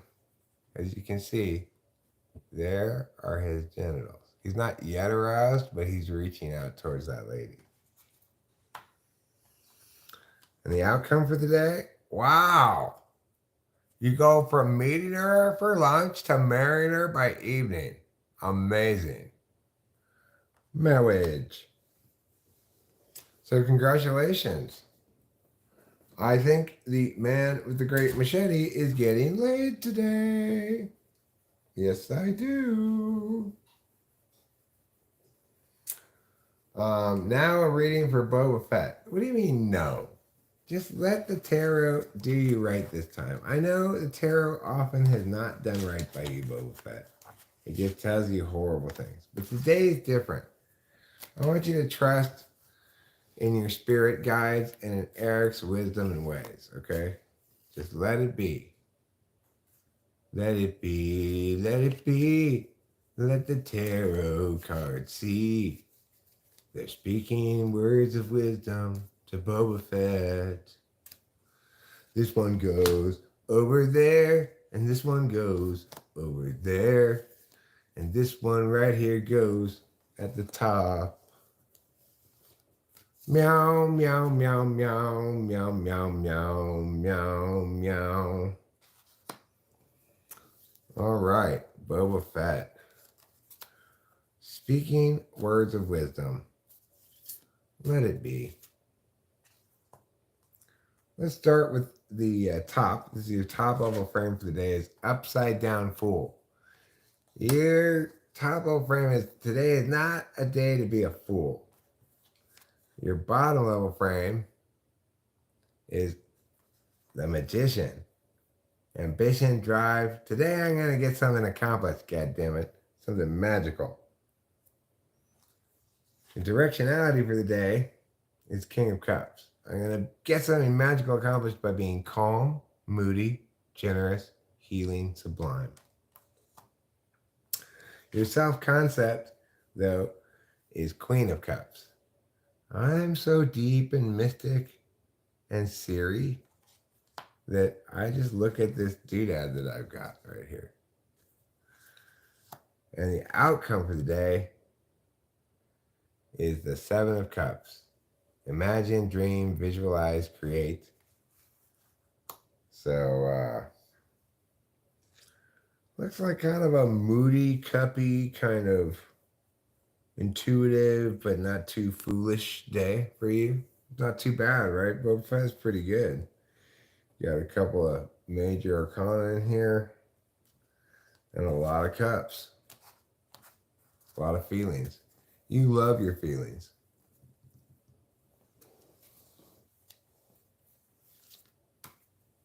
Is there anybody else here who would like to get a card reading? I could do one for Rachel. All right, Tarot.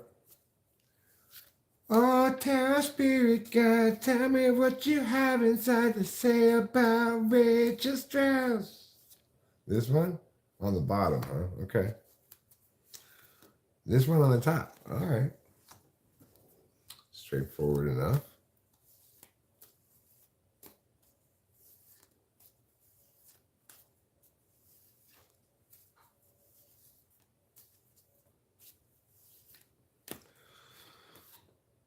to the right. Okay. And to the left.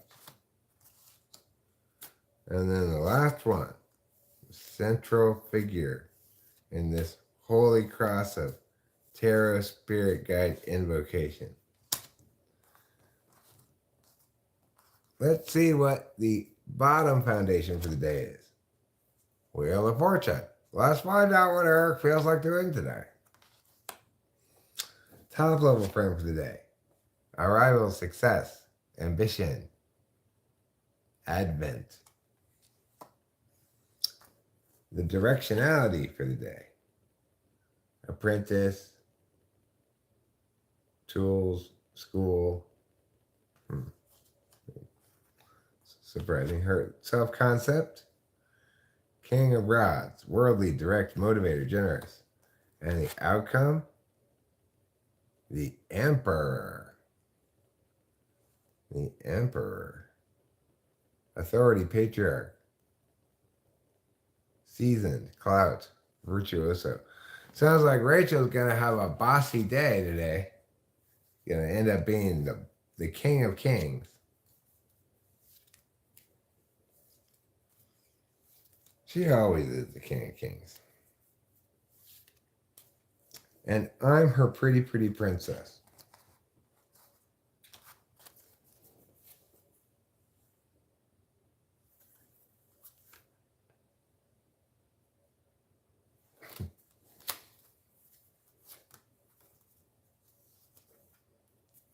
Hi, Rachel. Yes, that was your reading. That was your reading. We just got to you. Let's see. Oh, Lou's here. Good. Let's give Lou a reading. This one to the left, huh? Okay, fine. If you say so, tarot deck. This one at the top. Fine. This one. Nope. That's a twofer. Can't take a twofer. That's haram. It's taking a twofer. It's also halal. Oh, this one, huh? To the right. Okay, good. Thank you for being so clear about that, tarot deck.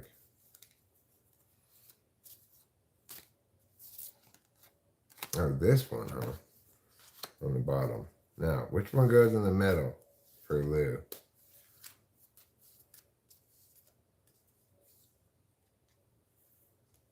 It's this one. Okay. Now, the bottom level frame for the day for Lou. It's naked baby on a horse. I've got no helmet, I've got no sunscreen, but I've got some flowers instead. And I'm riding on this horse. I'm not holding on. Pretty soon I'm gonna be dead. It doesn't really say. It's a shine, happiness, rhapsody, brilliance.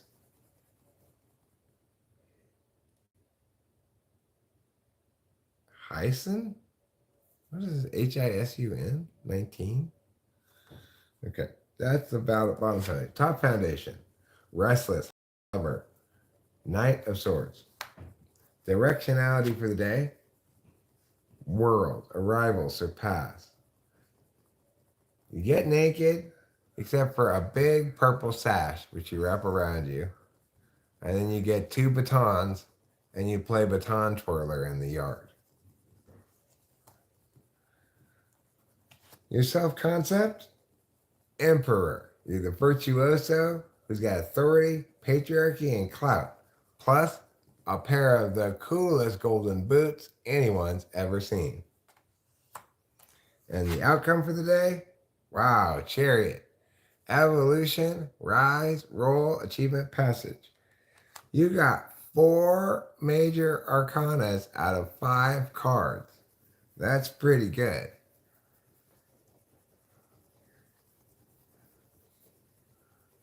Yeah, who wouldn't want to wear those boots? Sexual arrival, Boba Fett. Sexual arrival is called coming. Stop using your euphemisms.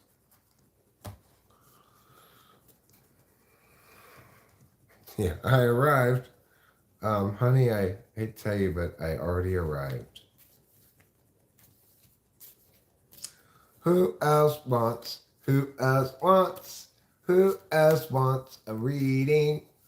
If you've not gotten one yet and you are staying quiet, you cheating. Just admit it already. Yeah, I want a reading. I'm gonna tell Eric so I can get it right now.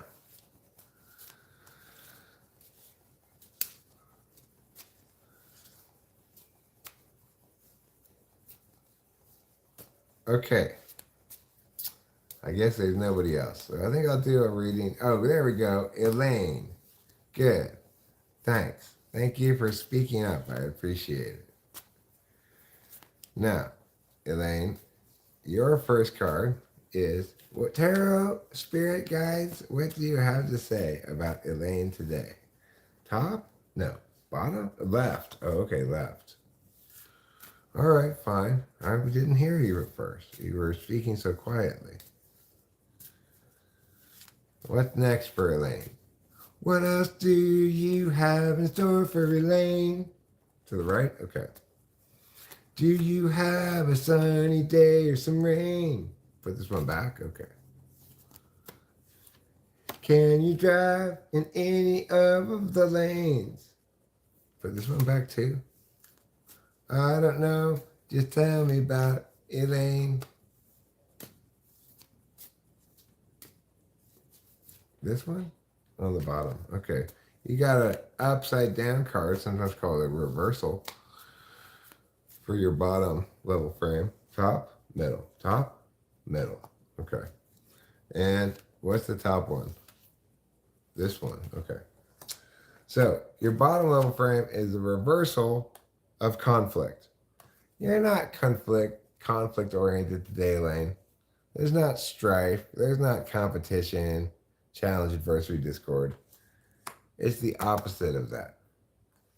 Your top level frame, aw, you guys, you and your sweetie schmuckums are going to be like, oh my God, I can't believe it. We both have the same cup. I thought I was the only one who had this taste in cups. And then your lover is going to say, no, I love those kind of cups too. I know it's a little bit ornate. They're a little heavy to carry around, but I like this kind of cup. All right. Now, the directionality for the day for Elaine, she's aiming towards victory, triumph, prestige, because she's got the 6 of rods. Kudos as well. Her self-concept, she sees herself as the ace of rods today. Inception, spark, growth, potential, germination, seed. And the outcome? High priestess. This is like a regular priestess who smoked a lot of weed. Intuition, feminine, sense, feel, omens, vibes. Number 2, the high priestess. And as you see, she's got a scroll that says Torah on it. But those are just the first 4 letters of it. I think it actually says Torak. The last letter is K. So, congratulations, High Priestess. You are the High Priestess today. Sit there with your Torak scroll, your long robes, your fancy hat, and enjoy it. You know? Enjoy it. Enjoy the moment.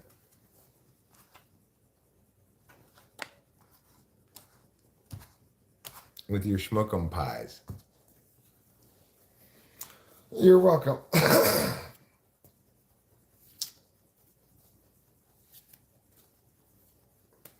I also got the soulmates card, Rachel, so that means you, as my schmuckum pies, and I are also going to both be into heavy, strange, ornate cups. Now I'm going to do a reading for me and Rachel as a couple, okay? Unless anybody else wants to chime in with a reading they want that hasn't gotten one yet. Me and Rachel as a couple. This one first? Okay, where does it go? To the left? All right. What else? This one? Already to the bottom. Okay, I'm surprised you're quick today, tarot deck. Let's get which one next? You tell me. Well, oh, okay. To the right? All right. This one? No, that's a twofer. Can't take a twofer. Everybody knows that. That's for the top, I guess. And for the middle, baby, come back. Just give me the right card. All right. The foundation for our relationship today, on the bottom, is Ace of Rods. Inception, spark, growth, potential, germination, seed. The top level frame for our relationship today is King of Cups. Calm, sublime, healer, generous, moody. The directionality for a relationship today is the moon. We're going to the moon today, Rachel. Dreams, emotions, ruse, haze, escapism. Uh-oh, escapism. Me and Rachel? Escapism? Unconscious. We see ourselves as, together, the high priestess, same as that Lady Elaine got. Intuition, feminine, sense, feel, omen, vibes. And the outcome? Look at that! That's the outcome for us today.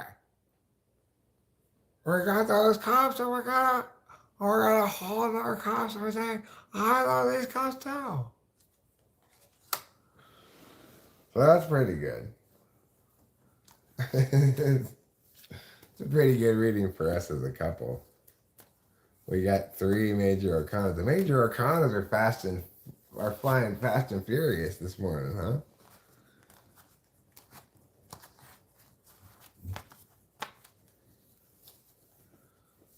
Okay.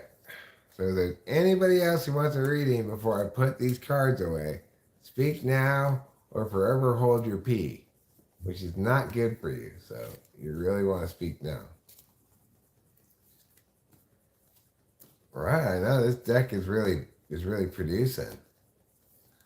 It's like a hot day at the poker table. Okay, away goes the deck.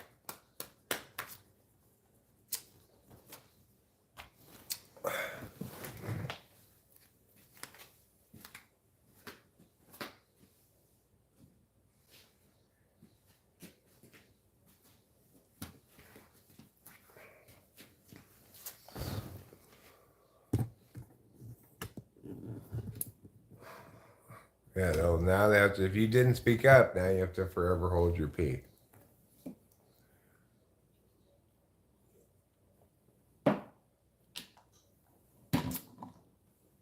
So I've begun recently a program of feces retention, and I'm really feeling just like so empowered. Oh, do one for the New York Jets? Okay.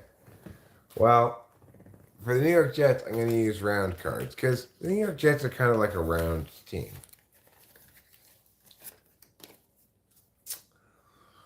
All right, New York Jets. I know you've had a rough... I mean, I don't know. They don't seem to do it to me. I know you've had a rough season so far. Let's see what the day has in store for you. There's your foundation. We don't do reversals with the round cards because it's hard to say, they're in various angles of reversalness, so.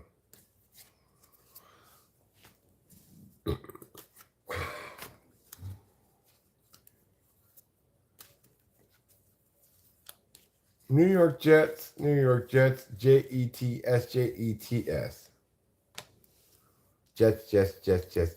Jets.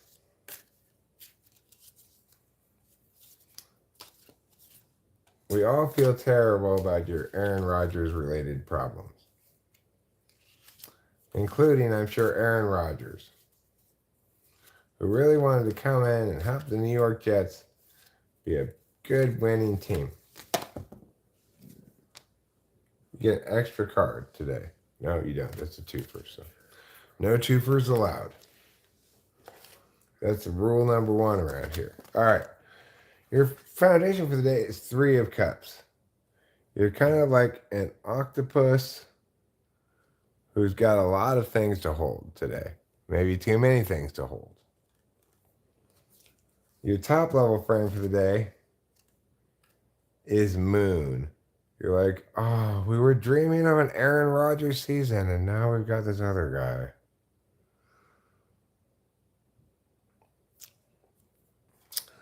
The directionality for the day is the 4 of Wands. You want to get together and hang that garland. Just hang the fuck out of that garland and just be like, yeah, we're a bunch of naked ladies.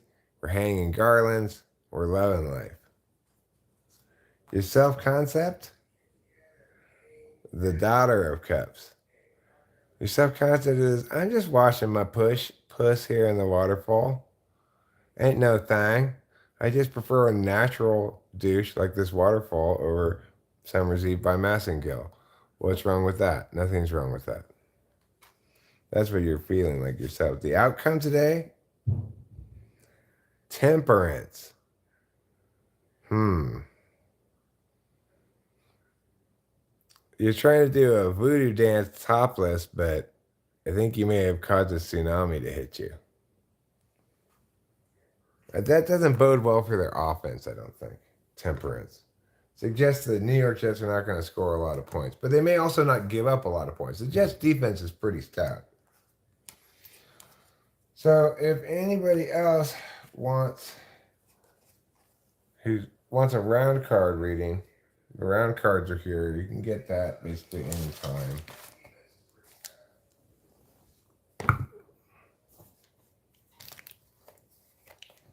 Does that Lango guy play for them? I'm not sure.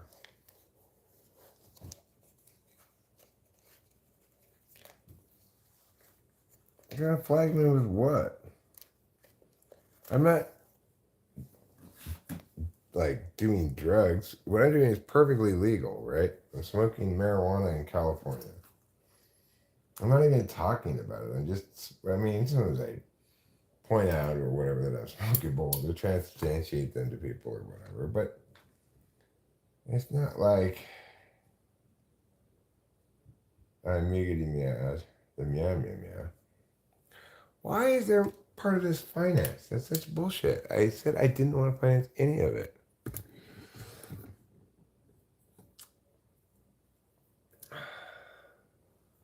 Fucking phone people. I don't know who that Lango guy is.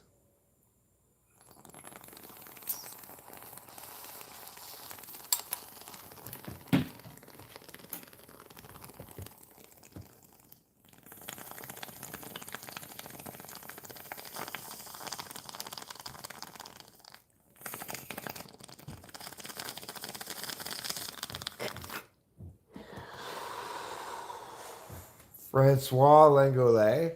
I've never heard of this person. Are you sure you just didn't dream them last night? Sounds like a made-up name to me.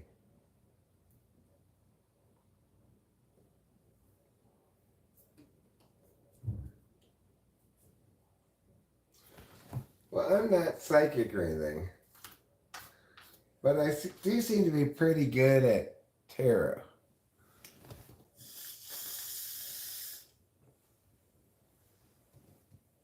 You know, I've had some weird experiences with tarot that are extra spooky, like the tree experience. I just broke in this part today, this morning, earlier today, and it's already subject to cloggings. Why? How? When? Where? Who? Whether? If? Then? And? But? Or? Okay, here we go.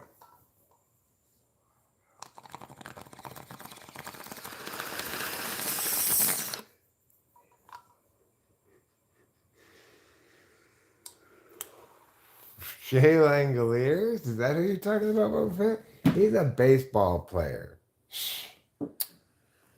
You don't even remember Shea Langoliers' name. Shame on you. As a member of the TWFP community, you're supposed to be a powerful Shea Langoliers advocate and enthusiast.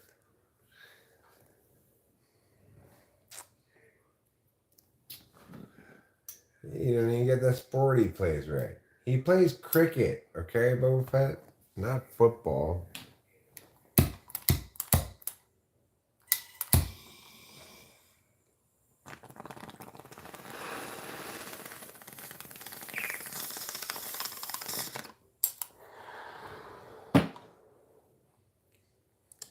You got it all backwards, you hear?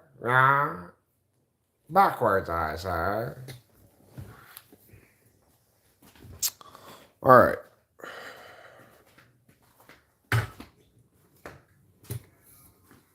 Instead of, I should like sweep first before I even begin vacuuming because there's so much crap on the floor. But I'm gonna do a little pre-vacuuming, pre-sweeping vacuuming.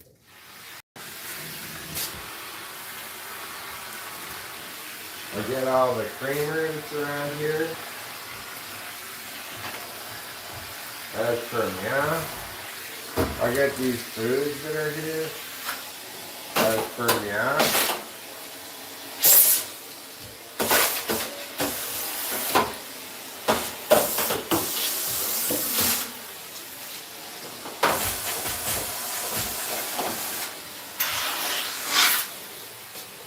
Work on some of the stuff on the floor here. That's for now.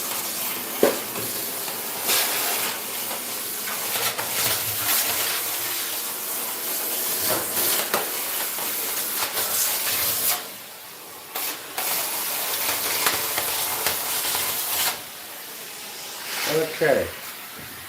Let's get a little bit over here now.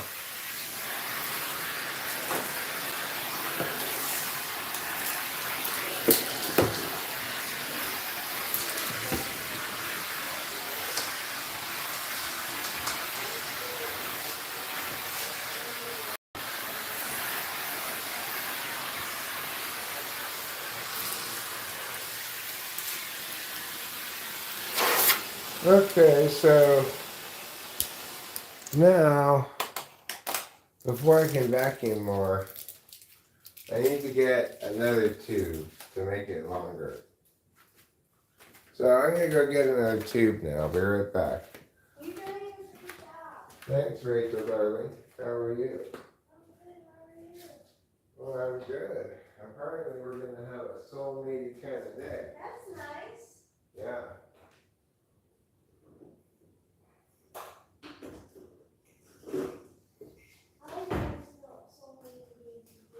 Good.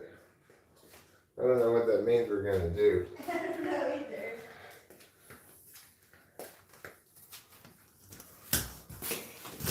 Okay, so here's the other tub. Let's put that tub on left like that. See? Right, oh, it's got a hole there. Alright, now, let's turn it on. There.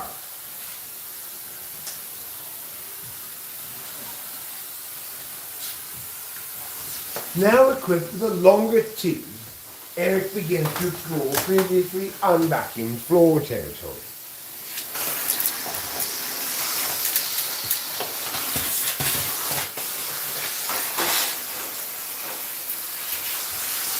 A most satisfactory development.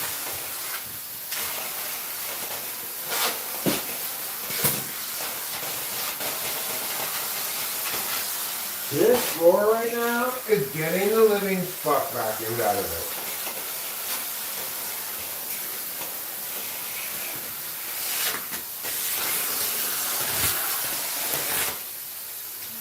Now let's turn on another light so we can see a little bit better.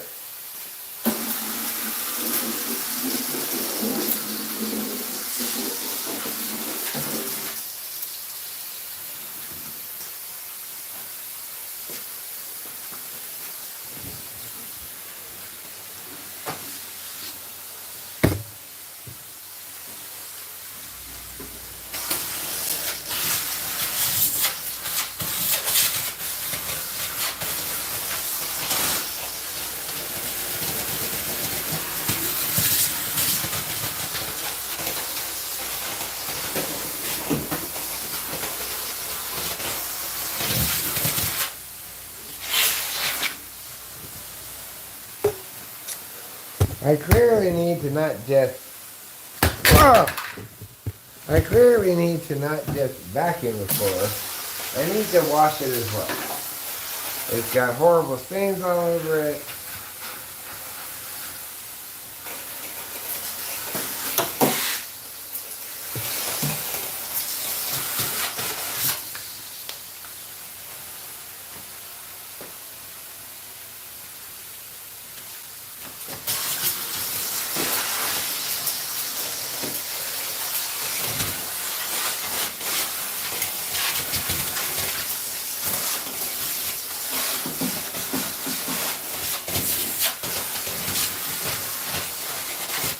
Okay, well I'm getting a lot vacuumed up. That's good.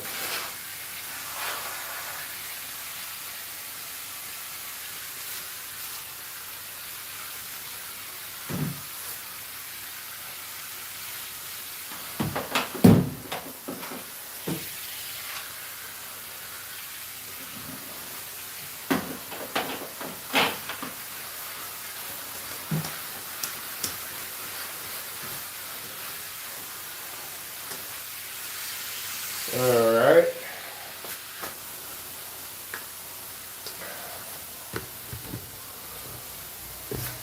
Now let's vacuum over here some. Over here by the window.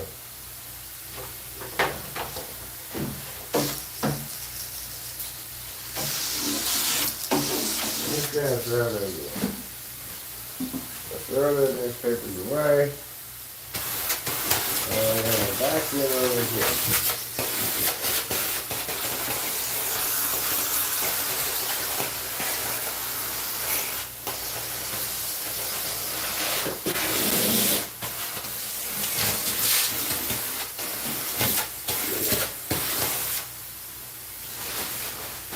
A couple of these bags that are from the grocery store. I'm just gonna put these inside this Pepsi box for right now. Now, I'll come over here and vacuum back here.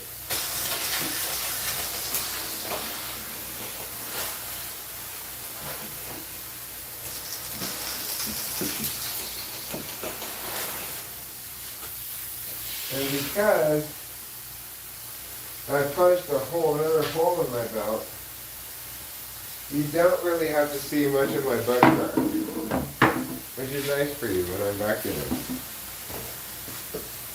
Just maybe the very top of it because it's just inevitable, but with a nice tight belt, my pants are staying up admirably.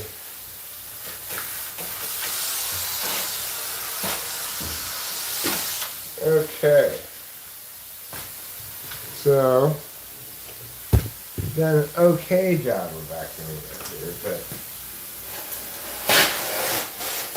probably not a great job.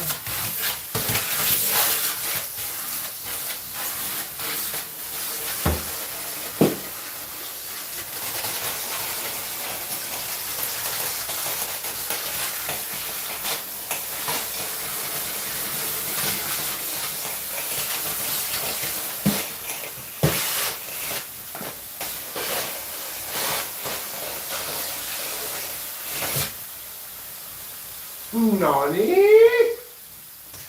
Is that the cat food I didn't get? Yeah, it is. Okay.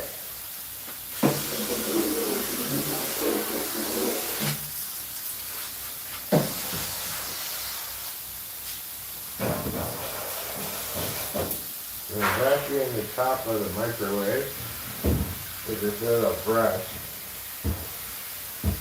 Look. There. Okay, alright.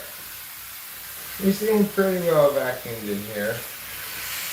Let's move on to the living room for a little pre-living room vacuuming. I call it pre-living room vacuuming because Vacuuming the living room is more of an operation than just this. There's just a little bit of picking up a few things that I see, you know.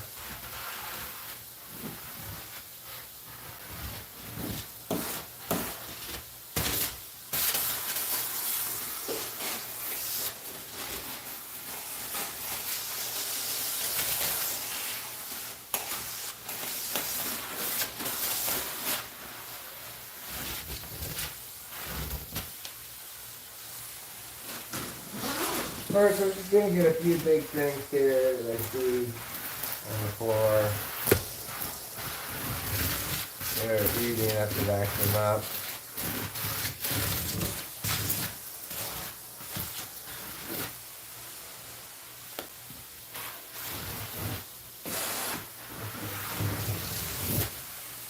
Let's do that over here where it most needs it. Is always going to be around here. This is where we sit and spill stuff, etc.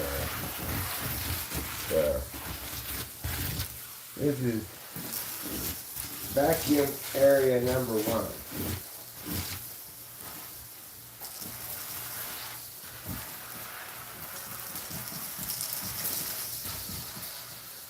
You can hear all the little stuff being vacuumed up too.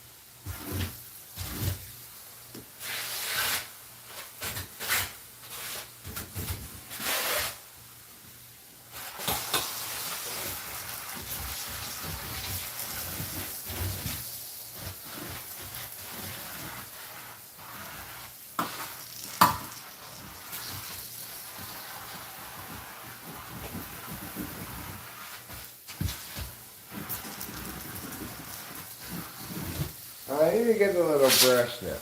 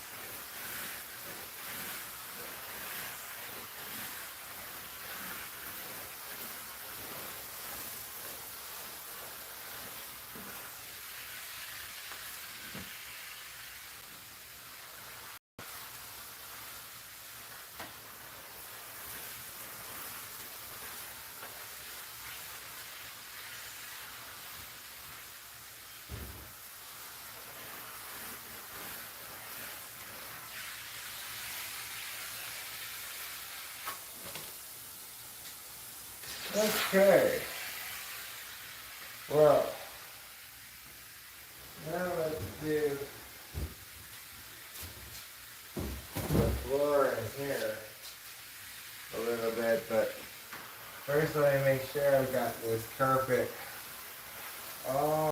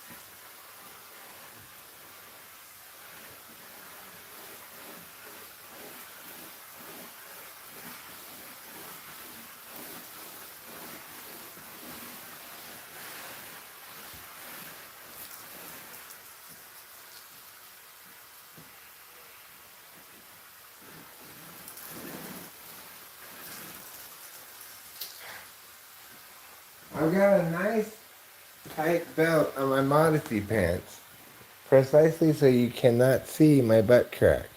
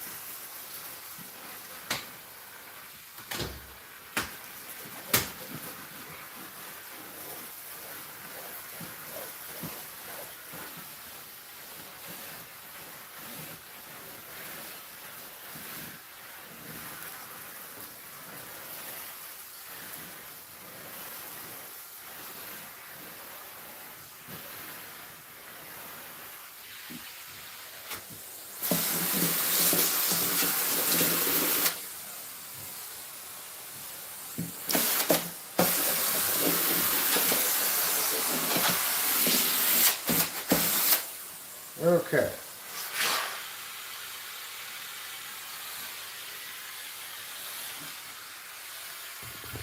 That's good enough for there. Now let's come back in here. Finish dealing with this part.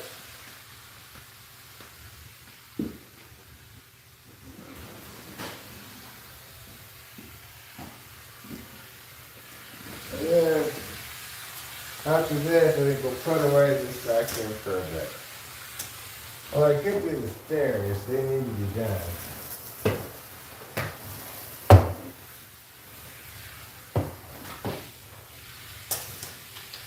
Oh, yo, you're fly out sometime. Let's do the floor first. Let's not get ahead of ourselves. Let's not get mission creep here.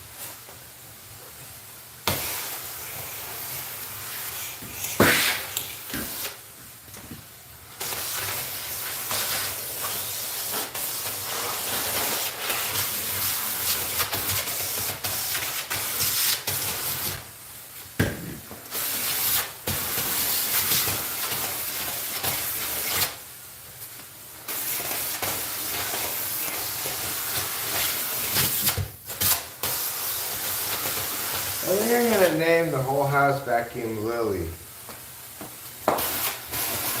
Lily, you're doing a great job today. I want to thank you for all of your hard work.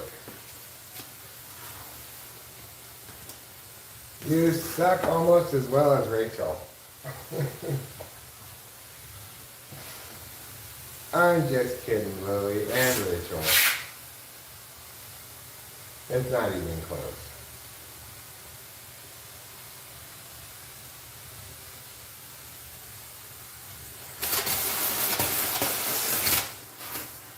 Okay.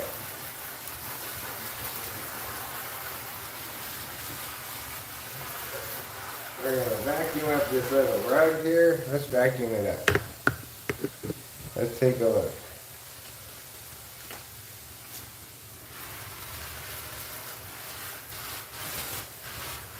Vacuum up all the little things.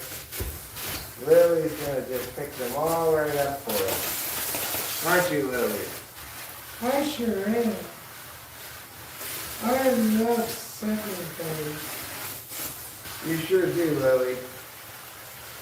You sure do. That's good. I'm glad you're enjoying it, Lily.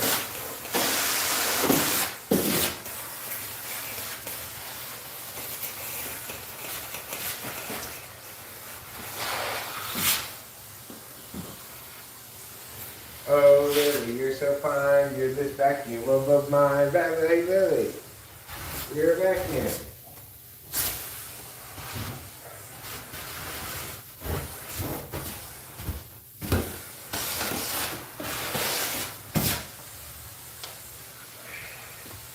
Okay, I think we got that part cleaned pretty well. Let's do a little bit of the stairs. Just to get some extra work, some extra pre-work done. This doesn't even count as work because I'm not on any speed today.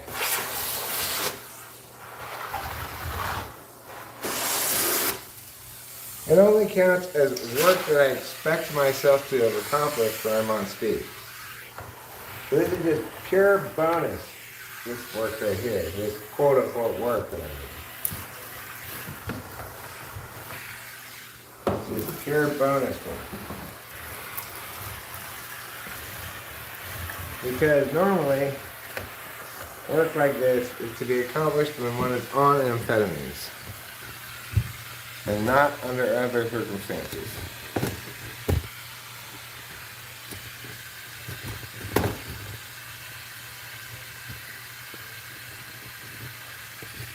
Wow.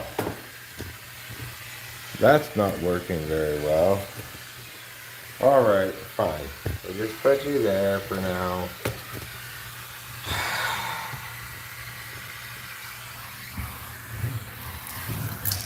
And I have to make the tripod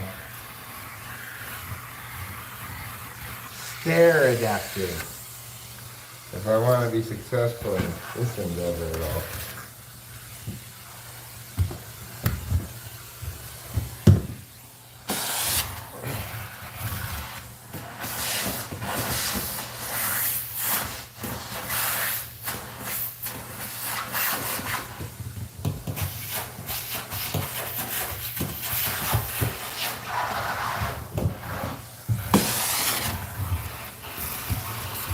Who's that stinky boy?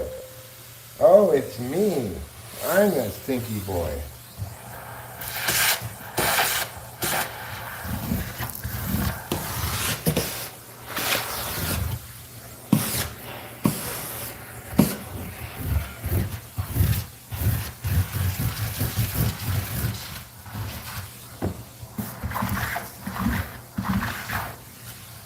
Really? I just want to commend you for doing such a great job. You're a great vacuum. I really admire you and I'm impressed by you. I want to be more like you when I grow up. Although, as a pretty princess, I'm not sure I ever really am going to grow up. It's possible. I'm 52 and I'm still a pretty princess. Maybe that I never really do grow up. Kind of like Prince Charles. I gotta wait till I'm 80 before I become king.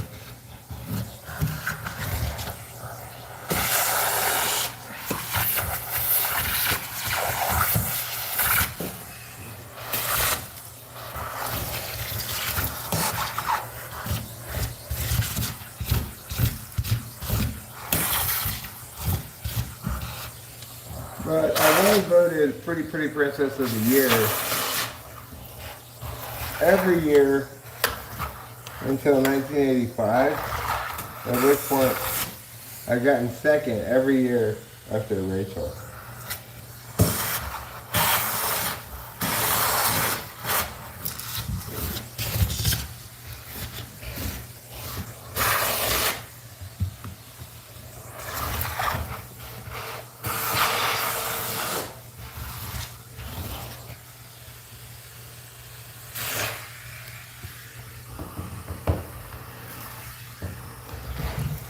Yo, scoundrel.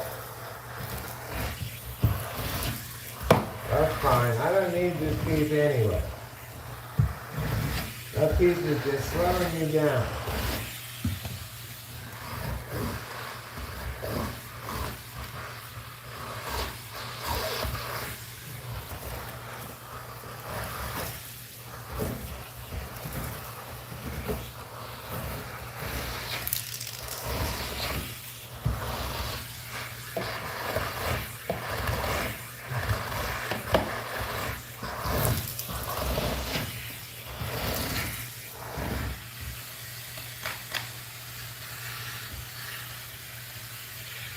Okay. That's pretty good. That's a pretty good start to the vacuuming. That's enough vacuuming for now. But Eric, we're having so much fun watching you vacuum. Can't you vacuum just a little bit more? Well, maybe a spot or two on the way back, but not more than that.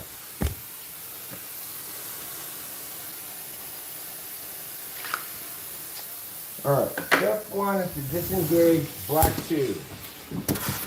Mission accomplished. Step two, turn off the vacuum. Oops. Get this stuff that came out. Let's do it. Getting the last second stuff that might fall out of the vacuum. Let's turn the vacuum off. Okay. Next step is called Return to the Vacuum Closet. Vacuum Closet Part 2.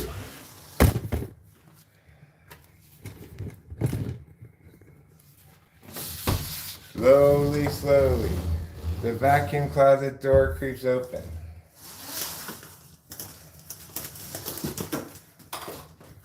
And slowly, slowly, Eric puts that right there. Okay, now, let's go get the other vacuum tube.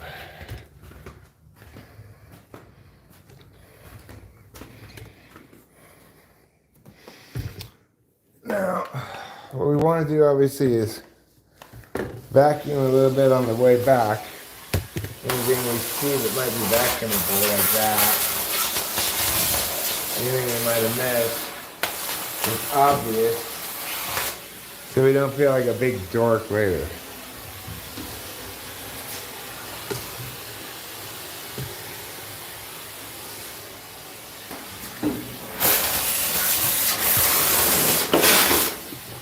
Okay. Looking pretty good. Looking pretty good.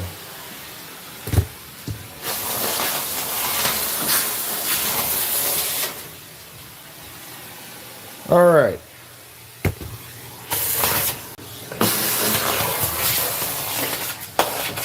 That is what we in the vacuuming business like to call enough vacuuming for now.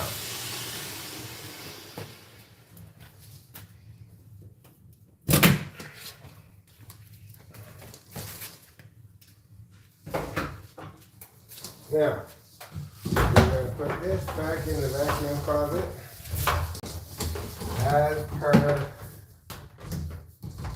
meow. And we'll just close that right up. Oh, of course, as soon as you're done vacuuming, you see something you should have vacuumed. It's just the way of the vacuum. When I decided to select the way of the vacuum as my martial art of choice, I knew it wasn't going to be easy. I'd need to learn to suck, and I'd need to learn to suck hard.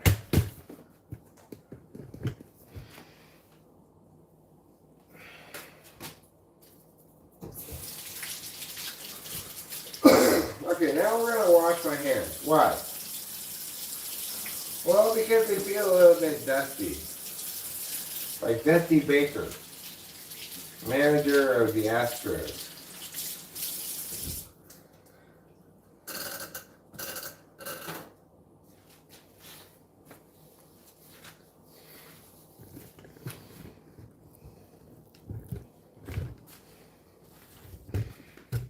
Well, it's looking a lot cleaner in here than it was before.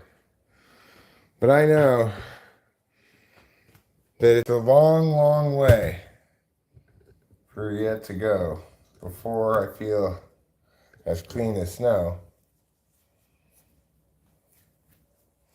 Thanks, Rachel.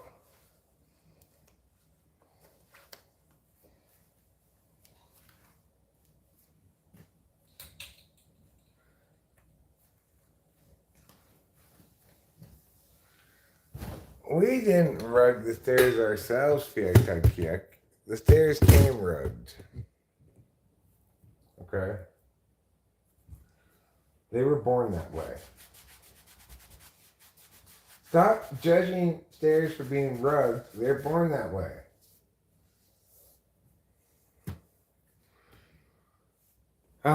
Refreshing beverage? Check.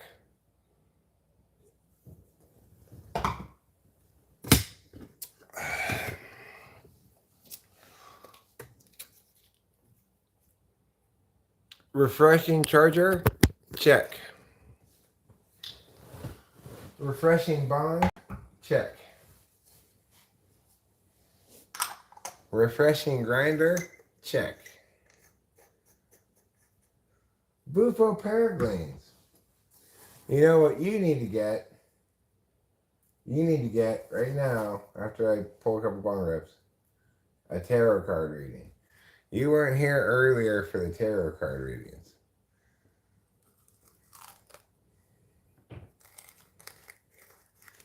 No, we're not going sideways chairlifts, okay? Jeez McGee's, Boba Fett.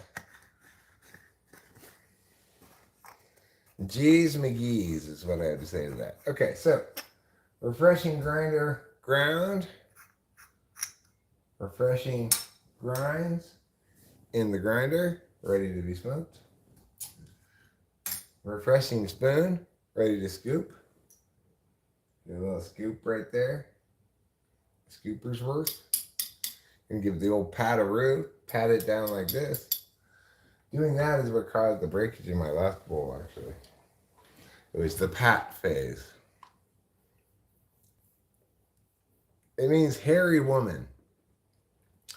So she went from Rachel Hairy Woman to Rachel Ostrich.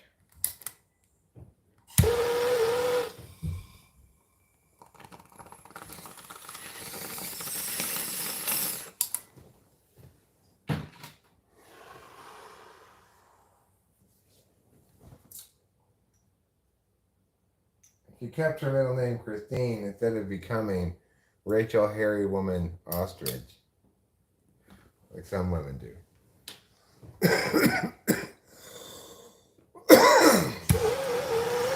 She's not Lapalosa anymore, Jeremiah thinks. Don't dead name her. She's Rachel Strauss.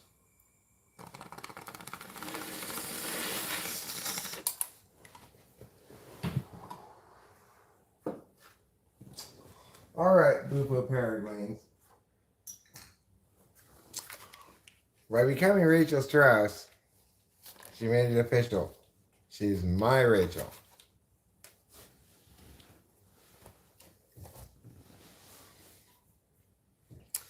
I guess she's partially Delilah's Rachel too. Fine. Well, I have a little bit of Rachel. Anyway, Bufo Peregrines. What do your spirit guides have to say to you today via the tarot cards? Let's find out. This one, right in the middle, huh? Pop right in the middle. You got the middle one first. That's rare, Bufo Peregrines. That may be a sign, maybe not. What is this one? Bottom? Okay, bottom it is. Spirit guides, guide the way with your tarot wisdom every day. Top, left, left. Turn it back over. But it flipped over. This one too? To the right? Okay, that one to the right. Fine. And your top level frame for the day. Right there. So let's go your under frame. This is your foundation for the day. You got the Lovers. Bufo Peregrines, ooh la la. Just take a look at that. What does that tell you? Your antlers fighting with somebody. All right, that's your foundation for the day, huh? Oh, you also got this one pop out as a bonus card, Strength. In other words, you're gonna be making love for a long time. All right, now the top level frame for the day. 4 of Cups. It's like, whoa, I gotta keep all 4 of these cups in place while I walk across the water? Sounds like difficult times. Okay. Directionality for the day. Daughter of Discs. I'm in a circle. I'm naked. I'm holding a stick. Everybody look at me. Ain't I sick? I'm the daughter of Discs. There it goes. Now, your self-concept. It's the 4 of Discs. A lot of 4 energy in this, okay? A lot of 4 energies. 4 of Discs. Basically, you just got up, you started a fire, you're still wearing your sleeping gown, and you're just opening the door right now because it's getting smoky inside. And then lastly, Bufo Peregrines is the outcome for the day. Daughter of Wands. It's like, fuck yeah, fuck yeah. I'm a naked lady and I'm running with the deer. Fuck yeah, fuck yeah. And the birds are flying oh so near. Fuck yeah. That's your song as the Daughter of Wands. Okay. So congratulations. Congratulations to you and all of your family.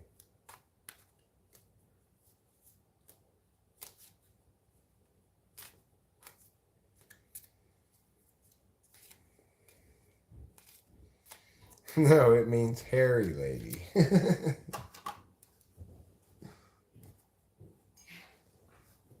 Apparently. Right? My maiden name? Yeah. Yeah, it means the hairy woman. You're welcome, Bufo Peregrines. Jeremiah Fakes, would you like one? You're going to get one regardless. Let's see what happens. Oh, tarot spirit guides, lead the way. Tell us about Jeremiah Fix today. This one on the bottom. The next one to the right.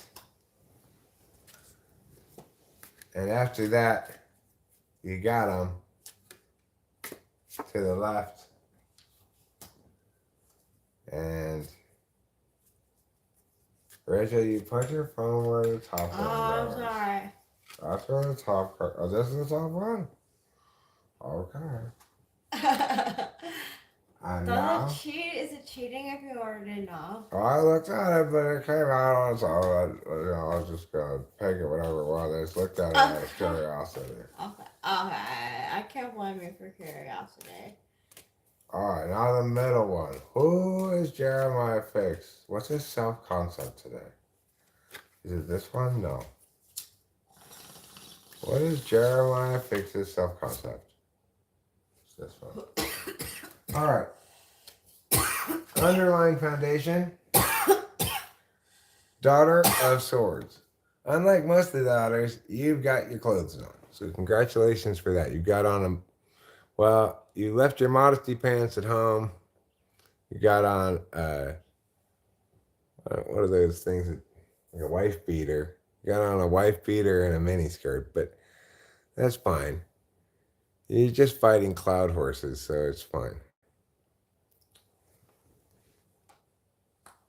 Now, the top level frame for the day for Jeremiah Fix is, oh, the Fool.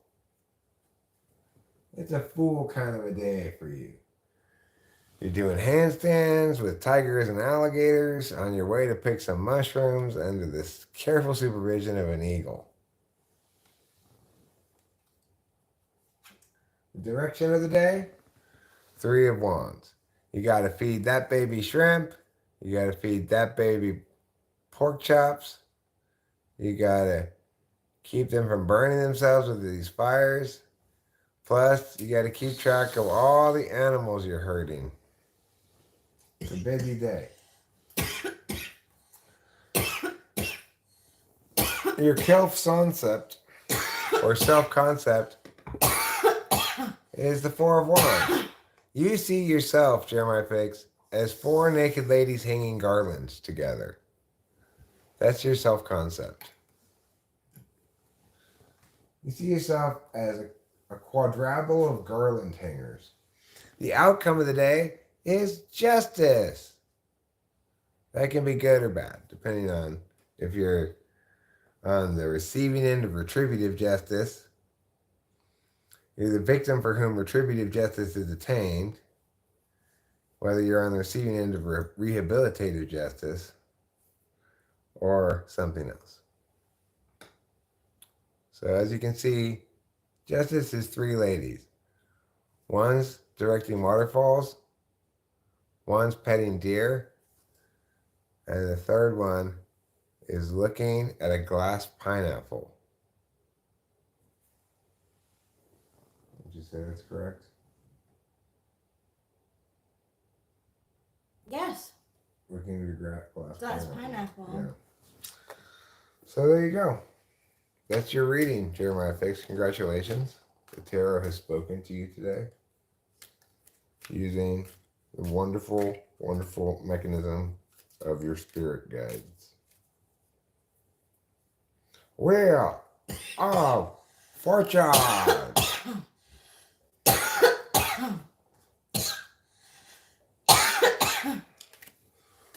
Well, the tarot has been busy today. It's done a lot of work.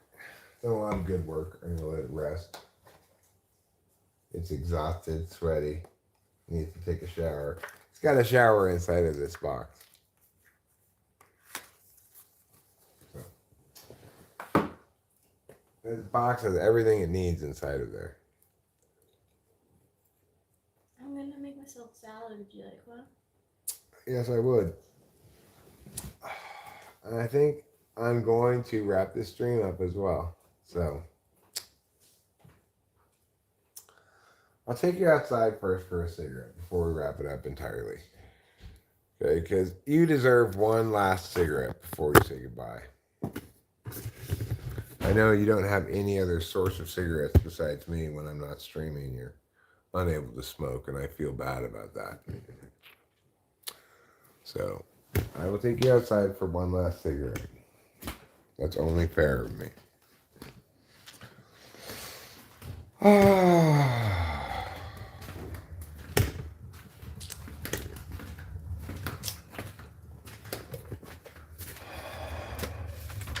Then what are Rachel and I going to do today? I feel like Rachel just got up. I'm not sleepy at all.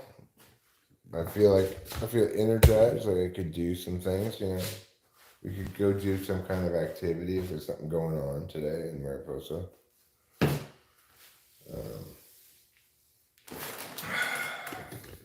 Like what? Yeah.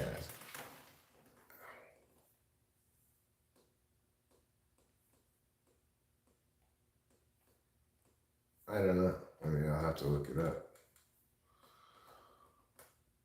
My carpal tunnel syndrome is acting up. Yeah. That's what it sounds like to have feelings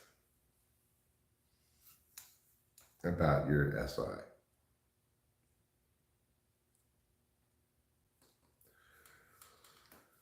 Okay, so what could Rachel and I go do?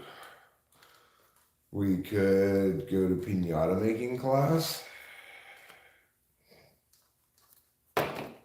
We could learn to crochet. We could play croquet. We could pile some hay. We could say no way.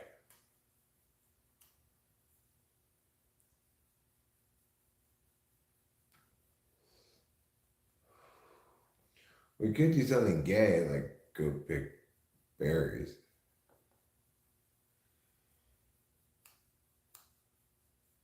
Of course, as soon as I said I'm not tired, I start feeling kind of a little bit tired. But I also think I might feel a little bit horny. That might be one of the emotions I'm feeling. Is horny an emotion? Who thinks horny is an emotion? Anybody? Any of the 6 people currently here think horny is an emotion?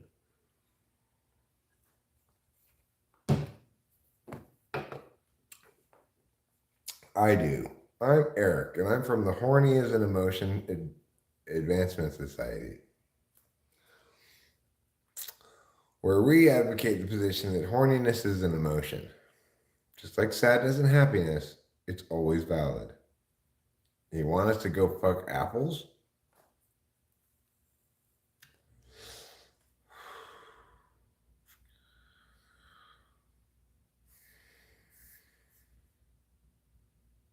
Do you think it's more like having to go pee? I think so too. I think it's more like having to go pee.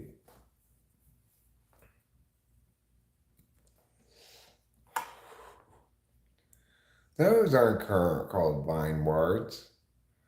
They're called vineyards with a Y. Need for intimacy is an emotion. Yeah, yeah, yeah, yeah, yeah.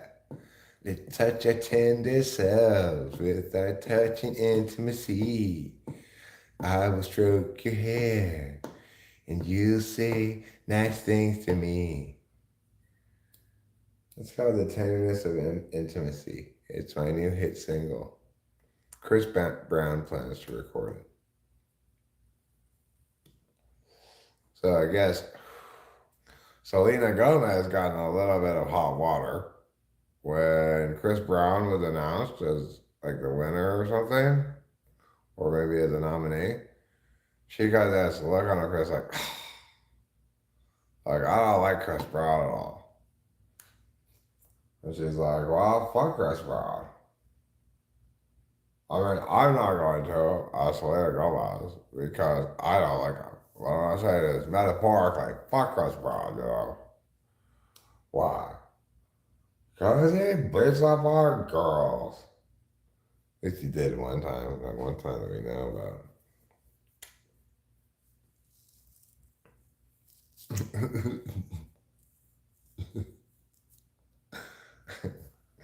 Every life change, there are so many hit singles.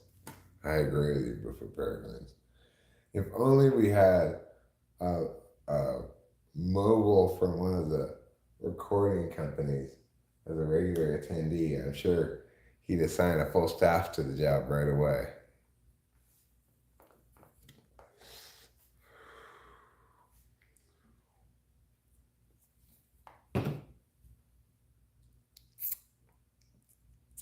Eric's little songs, like, please don't boil me alive, don't boil me alive. I'm not even 5 times ready enough for that. Don't boil me alive. One of my hits.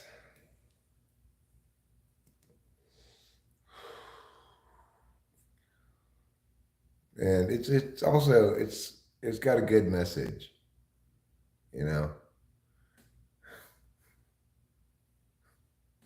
which is please don't boil me alive.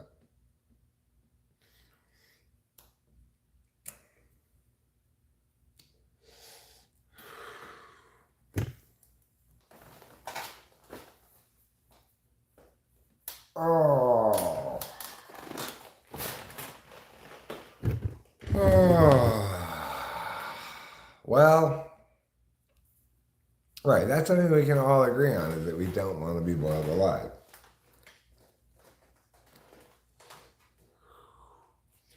It resonates universally. The notion has occurred to me. It's not a bad idea. But it's kind of a difficult job.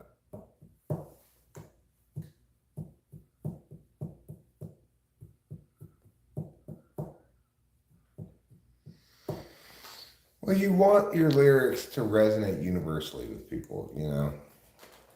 That's why you hear so many songs about love and how you don't want to be boiled alive. You know, universal things.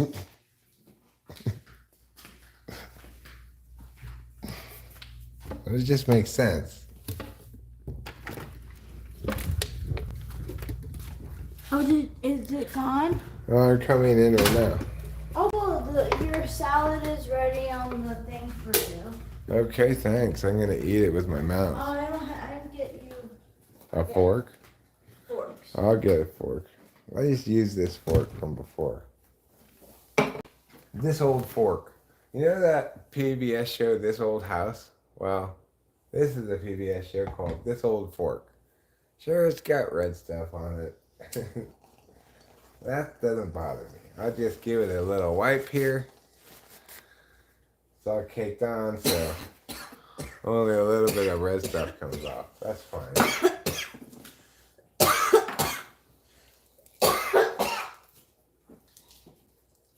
Please don't boil me alive.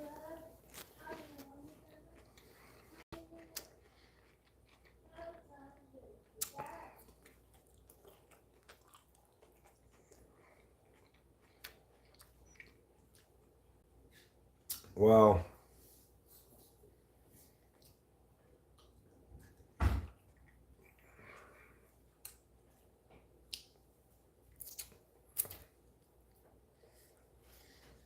you know, it's something I could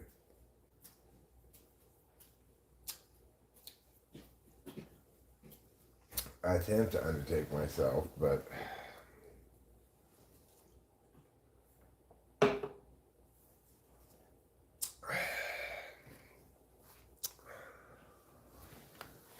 this old fork.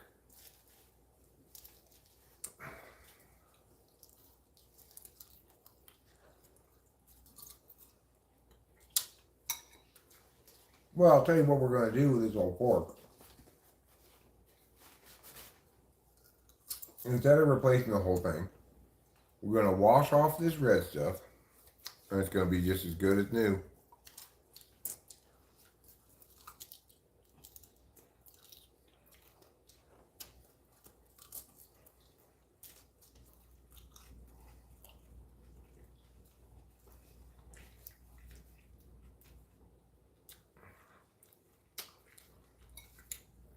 Yeah, well, I've got a lot more than that. Got multiple playlists with some multiple compositions and multiple levels of completion. If I wanted the job done properly, I'd have to hire somebody to do it.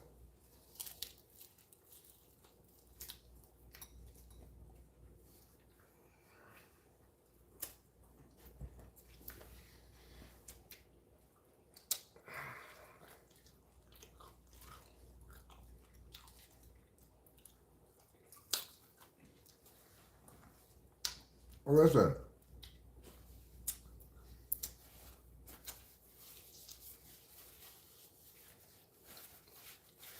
If you were going to attempt to do this job, it would be something that I would have to pay you for.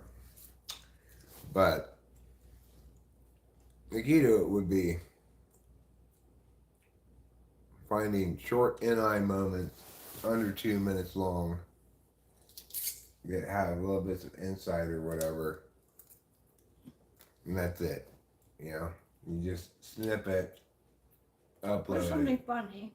Or some, well, I mean, yeah, it could be NI funny, like it could be funny, or it could be insightful, or it could be whatever is worth, up to 2 minutes of somebody's time.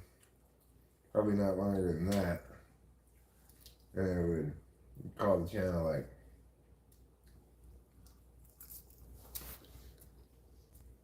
I don't know, Host Derek highlights, although that would be excluding Rachel somewhat, but it does have the benefit of alliterating. No, well, if we were to attempt it for funsies, that would be fine one time,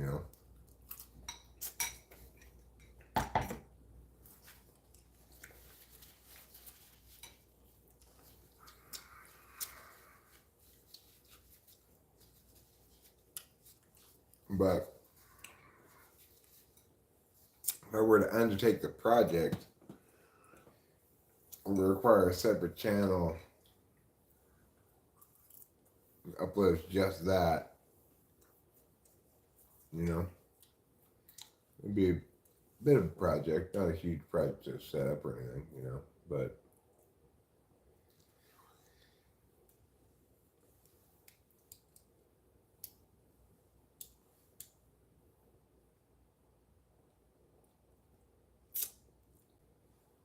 little bugs. I know, little bugs everywhere.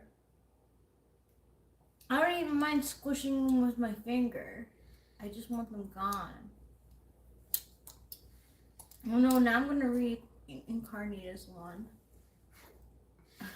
Moonfae, it's possible that such a video might work if it were a brisk 6 minutes, but I think that goes beyond the scope of a highlight.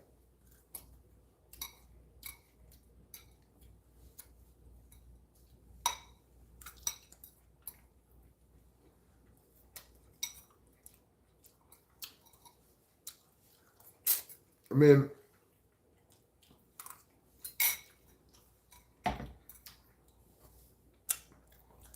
to a certain extent, you have to let the content do the decision making for you as far as length. That's a good point. But at the same time, you need to have a scope and scale of aim as to in order to enable you to know what to choose, right? Little teeny like gnats, like fruit gnats or something. Yeah. I don't know where they're coming from. Well, taking out all the trashes. yeah. They could be coming in. I don't know. I don't. Every time that we're opening a door, I don't know. Well, and where are the scorpions coming from? Oh my gosh, where are they coming from? Oh my gosh. I'm glad we both got to see the living scorpion. Yeah, me too. I thought it was dead, so I didn't bother picking it up right away because it's in a corner where nobody's gonna step on it or anything. So I just left it there. I figured I'd get it later. Later, I came back to get it. It wasn't there anymore. Oh Why? Because it was still alive. yeah. It was never dead in the first place. So I looked around the bathroom and said, "Where has it gone?" And I saw it finally in the corner, in the other corner. Rachel and I kind of looked at each other and we agreed the scorpion has to die. So I took off my tatami slipper and smashed it. You did a good job. Oh. Well, I'm gonna guess that they're coming from the south. Yeah. The south. West. Southwest entrance because we saw it there twice, and now we're seeing it in the bathroom. So you think from the south entrance? Yeah.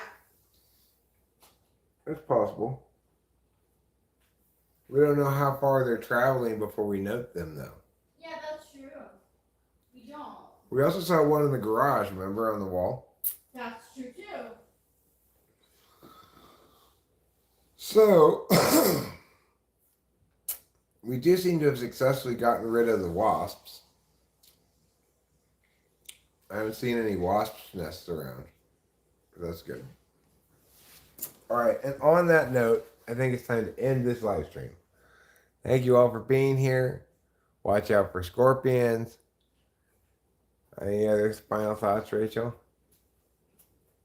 Please don't boil me alive. Yeah, don't boil me alive either. Bye.